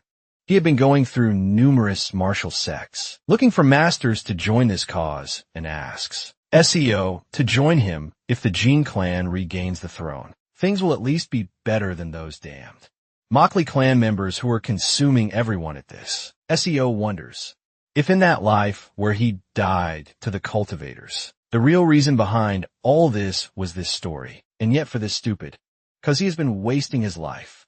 With that, he says it's fine, you will also participate. Thus, he left the palace with Kim that day to join the forces planning to attack the empire's cultivators. They arrived at the pavilion in the city of Tsukio, where all the best martial artists of Yango had gathered. There were the elders of the 4 stars and even the 3 demons. All the masters of the best sects in the region were indeed present. Everyone there had reached the martial peak, and even had 10 martial masters who had reached the level of the 3 flowers. If it weren't for the existence of the cultivators, these guys alone could conquer the entire empire. One of the old men, however, wants to know why they bring a guy who works for the government They can't trust someone so close to the emperor. And the other one there agrees, saying he doesn't trust anyone associated with the government. The protagonist takes a deep breath and shouts, "That emperor is a son of a bitch."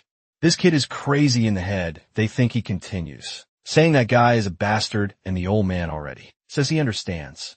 A trust that the kid doesn't like the emperor, so he just wipes his face, saying it's a shame because he still had a lot to say. With this, the martial masters accepted him, and they set off together to destroy a demon. Base upon arriving, there he sees a group with a red-haired person, staring, saying their strength isn't bad at all. However, what surprises SEO is that these guys were wearing the same type of clothing as that guy of the talisman. In other words, the guy he killed was indeed a cultivator of the Jin clan. Kim tells the red-hair guy that he kept his promise and brought everyone who agreed. He hopes they can accept this help to kill those bastards. The man only replies that yes, everyone should prepare to leave at this. Sue asks where Kim is going, who asked him to follow. They then arrive in front of a cemetery full of bodies. Everyone there had been killed by the McLeod clan. He recovered as many bodies as he could to at least make some graves. Sue asks if he did all this alone. However, Kim just activates a magic from the path of the heavens and says that the souls of everyone that were filled with vengeance for being killed by those bastards, and to allow them to depart. You learn some spells that showed the way for them. It was good for Yun Yun to never forget that not all power used by a cultivator is something disgusting and cruel. The important thing is how this strength is used. And that's why keeping your heart as a human at all times was as important as continuing to grow stronger. Sue is there somewhat speechless, and his friend says the time to leave has come in. Another part of the mountain, someone joins their fingers and says they will open the way to the entrance of the McLeod clan. With that, the landscape of the forest suddenly transforms into a castle. She was completely confused. The view around has changed completely, however. At the same time, the air took on a horrible smell of blood and rotting corpses from the walls. Someone shouts that intruders have arrived, and it was the Danjin clan that finally attacked. Suddenly, a barrier rises protecting the entire place, and the red-haired chief says that is always there. Protective skill was excellent at this. Kim steps forward, and the guy in the back wants to know who this mortal is that is going ahead of everyone. He's acting as if he has some permission. The chief, however, says he may be immortal, but he is special. He knows it's hard to believe, but in terms of prowess, they were on equal footing. In this, Kim starts to concentrate energy in his hand. Look at the Rasengan coming, and the protagonist remembers that this was the same explosion that destroyed his house. The energies that convert the origin, and with that the attack collides with the barrier, sweeping the entire place. The Jin clan members are all shocked with their mouths agape, and the barrier has a crater from which a bunch of zombies starts to emerge from the gates. At that moment, the chief shouts for them to pass through these creatures and enter the castles. SQ goes through cutting everyone while the McLeod clan members are scared, saying that the damned ones really brought numerous top martial artists. They needed reinforcements. The protagonist, however, recognizes those damn zombies and those familiar clothes. That bastard from before who made that bunch of zombies and did that to Kim was indeed from the McLeod clan. What he finds strange, however, is that he could see lines of intentions in the zombies. But zombies were supposed to be, well, less creatures. So what was happening? Perhaps the will of the cultivators controlling these zombies. But that also wouldn't make sense. It's when he notices a guy on the battlefield with an aura around him and the zombies protecting him. Judging by the size of the consciousness, he realizes that this guy was still in the first stage of refinement. He boldly advanced and cut through the guy's barrier, and then sliced his forehead. Then he was already poisoned. The guy is begging to be spared, though while Sue tells him to explain what that was. Wow. Next to him was a cauldron and a multitude of bodies. The guy says he will explain everything. This was the process of the first refinement. They'd extract the blood and ki from mortals to create the first part of the origin formation. Then they deliver the so-called origin, which is this pot with concentrated power, To the superiors, they take this to some other place, where they complete the process by mixing this origin blood with the fifth refinement. When the alchemy is performed on thousands of mortals, the rejuvenation pill is finally completed. And if the boy wants it badly enough, he can even hand over this part of the origin, blood that he just finished. It was just the first stage, but it was worth many lives. Sue, however, just thanks and says that now he has no reason to hesitate in killing anyone there. But suddenly a halberd comes in his direction and Sue ends up letting the guy go. In this, he turns around asking what the squad leader is doing there, but the guy tells him to be silent. My God, it's the rest of those people, the shadow friends who worked with him before. And the man tells him to be silent, saying he doesn't talk to traitors. An explosion happens in the house, and SIU asks, "Are you calling me a traitor squad leader? Do you even know what the Imperial family has been doing?" The chief advances, saying he knows, and orders a strike. But SEO manages to dodge. In that moment, he asks, "If you know, how do you have the courage to swear loyalty to them? What kind of human would do something like that?" The man continues attacking, saying, "We are the arms and legs of the Emperor. We don't think for ourselves. We simply move according to his will." SIU replies that the man is an idiot to the Emperor. They were nothing more than common people and were nothing but cattle. But then the chief kicks him in the stomach and pushes him away. Sue realizes this bastard's skills have improved even more. He was about to reach the peak of the three flowers. And then the chief asks, "Do you think your side is different? Tell me. What is the big difference with this Gene clan you joined?" Sue was about to say something, but the man interrupts, saying no, they're also ascetics. They also see common people as insects. The scale of importance they give to humans is exactly the same, even if the methods are different. In the end, they would also grind the Empire's citizens to get what they wanted, and maybe they would even prove to be worse than those currently in power. Wow, but then I have to disagree. How can it be worse than someone who kills everyone? Thousands of citizens, just to throw them into a cauldron and make pills. And at that moment, SIU sees a sequence of red lines coming towards him and realizes he won't be able to block. However, in the middle of the man's body, he now sees a strange purple color. What was that glow? The chief then says it doesn't matter if the side is better or worse. He will choose to remain loyal to the side he belongs to. He then attacks with the halberd while Sue prepares. He sees the strength in Key and knows this man wants to end it with the next attack. Seeing that this is the man's conviction, he uses the technique of the mountain cut of the echoing veil. The energy expands, cutting through the entire battlefield, and the old man is frightened. SIU stands still, saying he will honor this determination of his opponent. Unfortunately, however, he only has one technique that can block this strengthened Kai. The problem is that he can't control the power well. Bowie said he can't control it, but he destroyed the old man's arm, who suddenly starts praising, saying, "No matter how many times I see your swordsmanship, SEO, it remains incredible." Suddenly he gave a compliment, and our protagonist approaches, saying, "My technique is far from refined. I'm just an ordinary person." The old man, however, falls to the ground. The man wants to praise, and SEO will have to accept it. Far from being refined, SEO, the technique you use is amazing.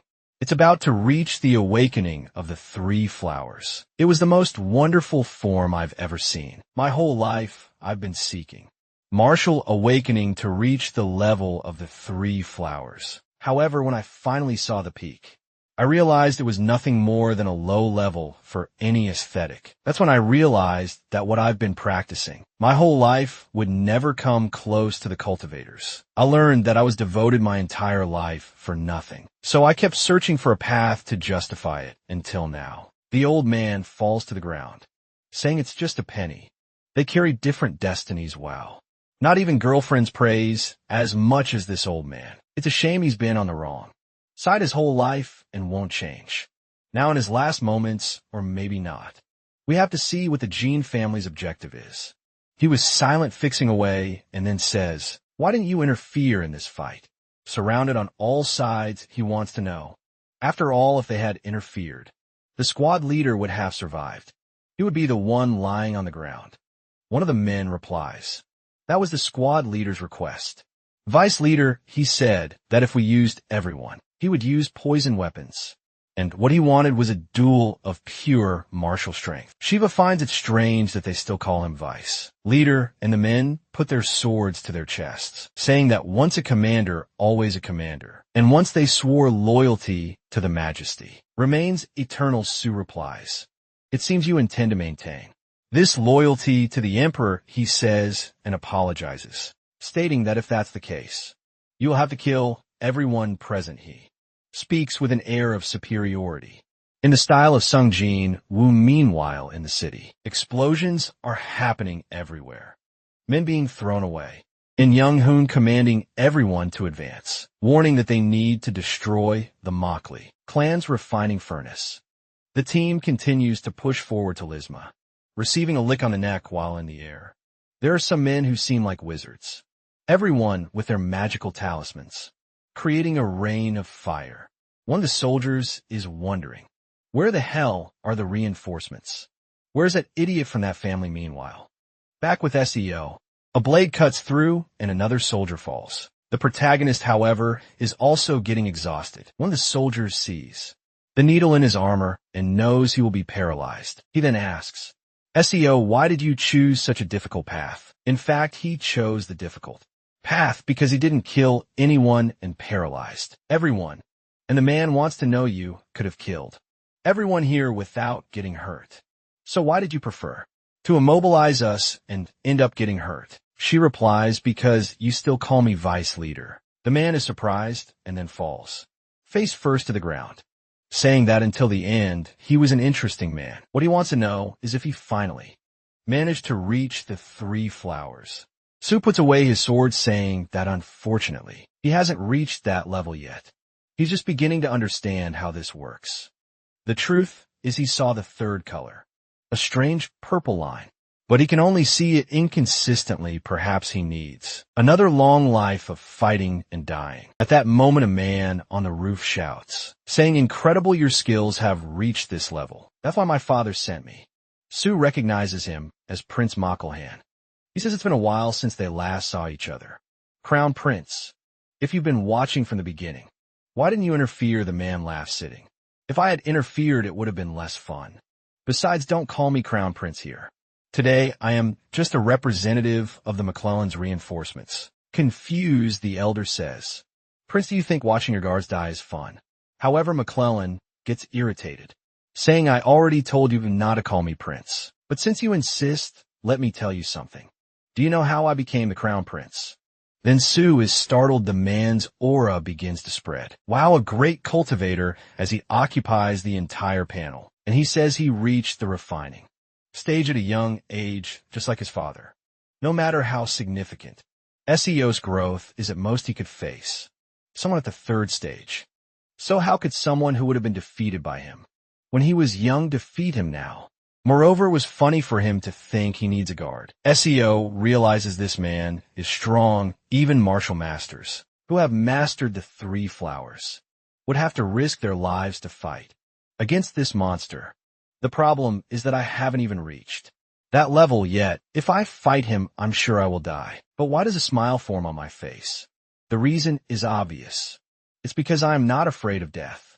If it means getting closer to understanding these lines, how important is death if one can awaken at dawn, then there's no problem dying at dusk. That's what that man taught him while fighting against 50 people. In my past life, I never understood this teaching, but now I'm finally starting to comprehend. The prince just laughs and says, I can't believe you're advancing with the certainty of death. Vice leader of squad, you're more of an idiot than I imagined. The protagonist, however, jumps, knowing that now he will understand the difference between martial prowess and a cultivator. He launches a black cut in the direction of the prince, saying that today he would take martial arts to the limit. From the prince's perspective, he sees Xiao jumping, a black mist appearing on the sword, and suddenly he disappears. He is confused, wanting to know where he went. We see that just before Xiao finally understood the writings on how to reach the peak of celestial martial arts, he had memorized everything. But until today, he could barely comprehend a single line. He could even perform but he couldn't understand. Yet at that moment when he saw the strange purple line for a second, he seemed to understand what the exhaustion of martial arts meant. The book said that if a martial exchange is a collision of colors, perhaps the color itself can be attacked. This was one of the phrases that Sue never managed to understand until finally he got close to comprehending the peak of the three flowers, and now everything finally makes sense. The idea behind that color and its meaning. It goes far beyond different martial arts. He seems to be cutting the prince's aura of consciousness, and in that he understands that the meaning of this lies in cutting the very perception that an opponent has of you. The prince remains there wondering where is he, while now the protagonist understood why he couldn't find young Hoon. He vanished like a ghost because he could cut the perception that SEO had of him. This was a martial art that allowed a martial artist to stand face to face with a cultivator. This was the technique that had been created to surpass the heavens. In this, the blade is at the prince's neck, but it seems to have collided with an aura. Mackley is confused and wants to know what trick he used, while the protagonist tries to understand why it seemed like he was hitting an armor around a man's body. Suddenly, he is pushed away, exploding on the ground in a movement from the prince, who says that this mediocre trick is fun. But it's over. He was nothing against a true cultivator. A great tornado expands in front of Xiao, who knows he has to dodge, coming out from within it. Other blades of wind come flying as he retreats, but everything around is being completely torn apart and destroyed. Sue knows he won't be able to get within an inch because those blades of wind are lethal. Not to mention that even if he manages to get close to the body, he has to know how he will get past that strange defense. At least dodging was easy as long as he stayed out of the zone of comprehension. The problem is that cultivators use spiritual energy, so Soul become exhausted long before he does. He couldn't take much longer. He had to end this as quickly as possible. He needed to evolve to the peak of the three flowers. Here and now, the prince's expression changed to confusion. Seeing Soul, he asks, "What do you think you're doing? You look exhausted." Another blade of wind comes flying, but the protagonist activates the mountain cutting technique and slices it in half. The prince is bewildered at how this is possible. Meanwhile, Sue notices that his arm and sword are hurting a lot, but it would be impossible for him to fight while retreating now in this. Another dozen blades come, and he activated the greatest technique I have ever seen in my life. Or it was a sequence, it was the landscape. Painting of the joy of mountains and peaks, flowing to the summit of the ruby cliff stone. This is no longer a technique. It is literally an entire poem in the midst of battle, and he is there sending one attack after another, saying that he cannot stop no matter what his body will end up destroyed like a rag. Meckley, however, remains there like Naruto, sending various jutsus, wanting to know how he has the courage to act like this. Suddenly, a giant mouth emerges amidst the tornado, and the man orders him to die now. Sito at that moment is sure he won't be able to dodge this. His instincts were telling him he would die instantly the moment it touched him. However, at that moment, that didn't worry him at all. He would unconsciously follow the path of the purple line while wondering what purple means. Blue is the line of protection. It originates from him. Red is the line of will, which originates from the enemy's attack. In this, he begins to realize perhaps the purple was both protection and attack. The hatred and the intention to intervene against him. The monster comes forward now, he understands. He always imagined that the opponent saw red, however, from the opponent's perspective. Everything is obviously inverted. What is blue to him is red to the enemy, and what is red to him is blue to the enemy. It all came down to a matter of perspective. In the end, all lines have the same color. A martial art cannot be complete by itself. It needs its enemy to make any sense a level at which he can comprehend a reflection of himself in his opponent. Now, he was understanding what the peak of the three flowers was about. By understanding how the enemy sees him, he begins to realize he has been wasting chi in a foolish way. The sword gang was a technique he could barely maintain for a second when he put all his chi into it. And now it is explained. A martial art was not performed solely with one's own strength, the perception of the opponent, and the world was what truly completed it.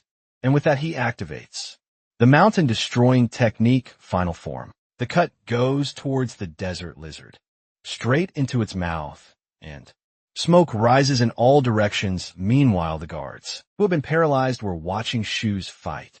Everyone knew the outcome of this battle. His resistance was irrelevant. A common man fighting against a cultivator. A martial artist had no chance. Against an immortal being, however, the guards could not believe what they were seeing. Su appears, with the 3 flowers of the peak awakened. In this, he begins to breathe deeply and realizes all the energy he had wasted was returning to him. Mackley is trying to understand what he thinks he is doing, however.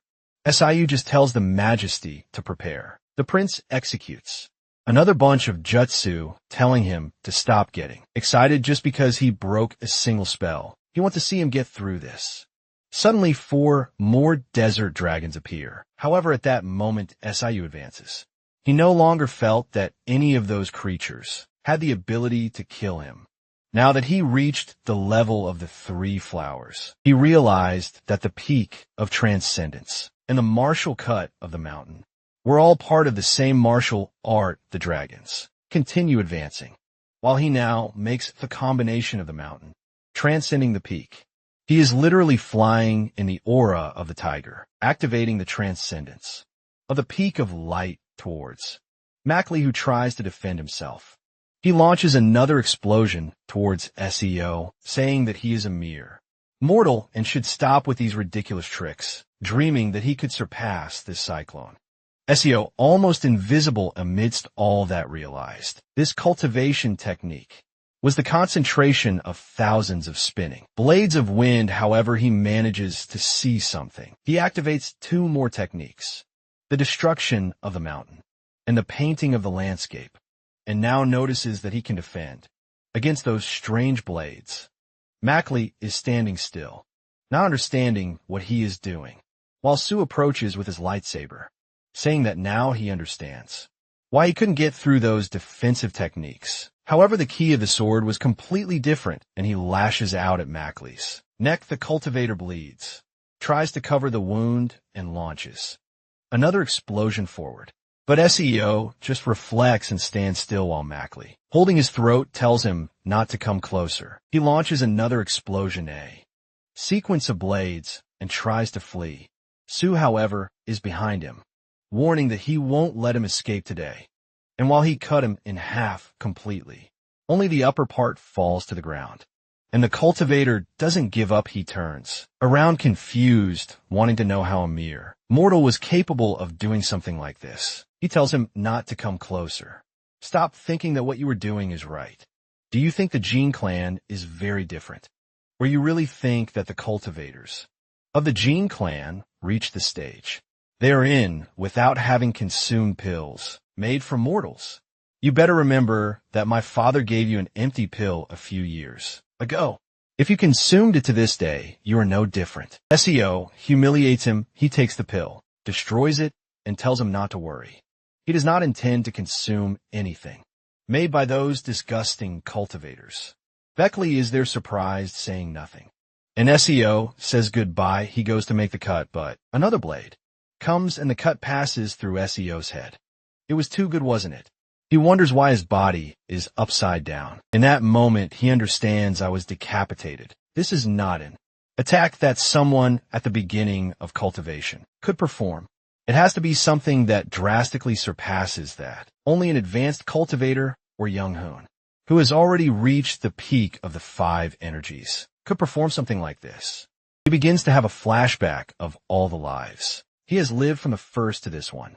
He sees a scene of Young Hoon killing a cultivator and is celebrating that he finally killed a man at this stage.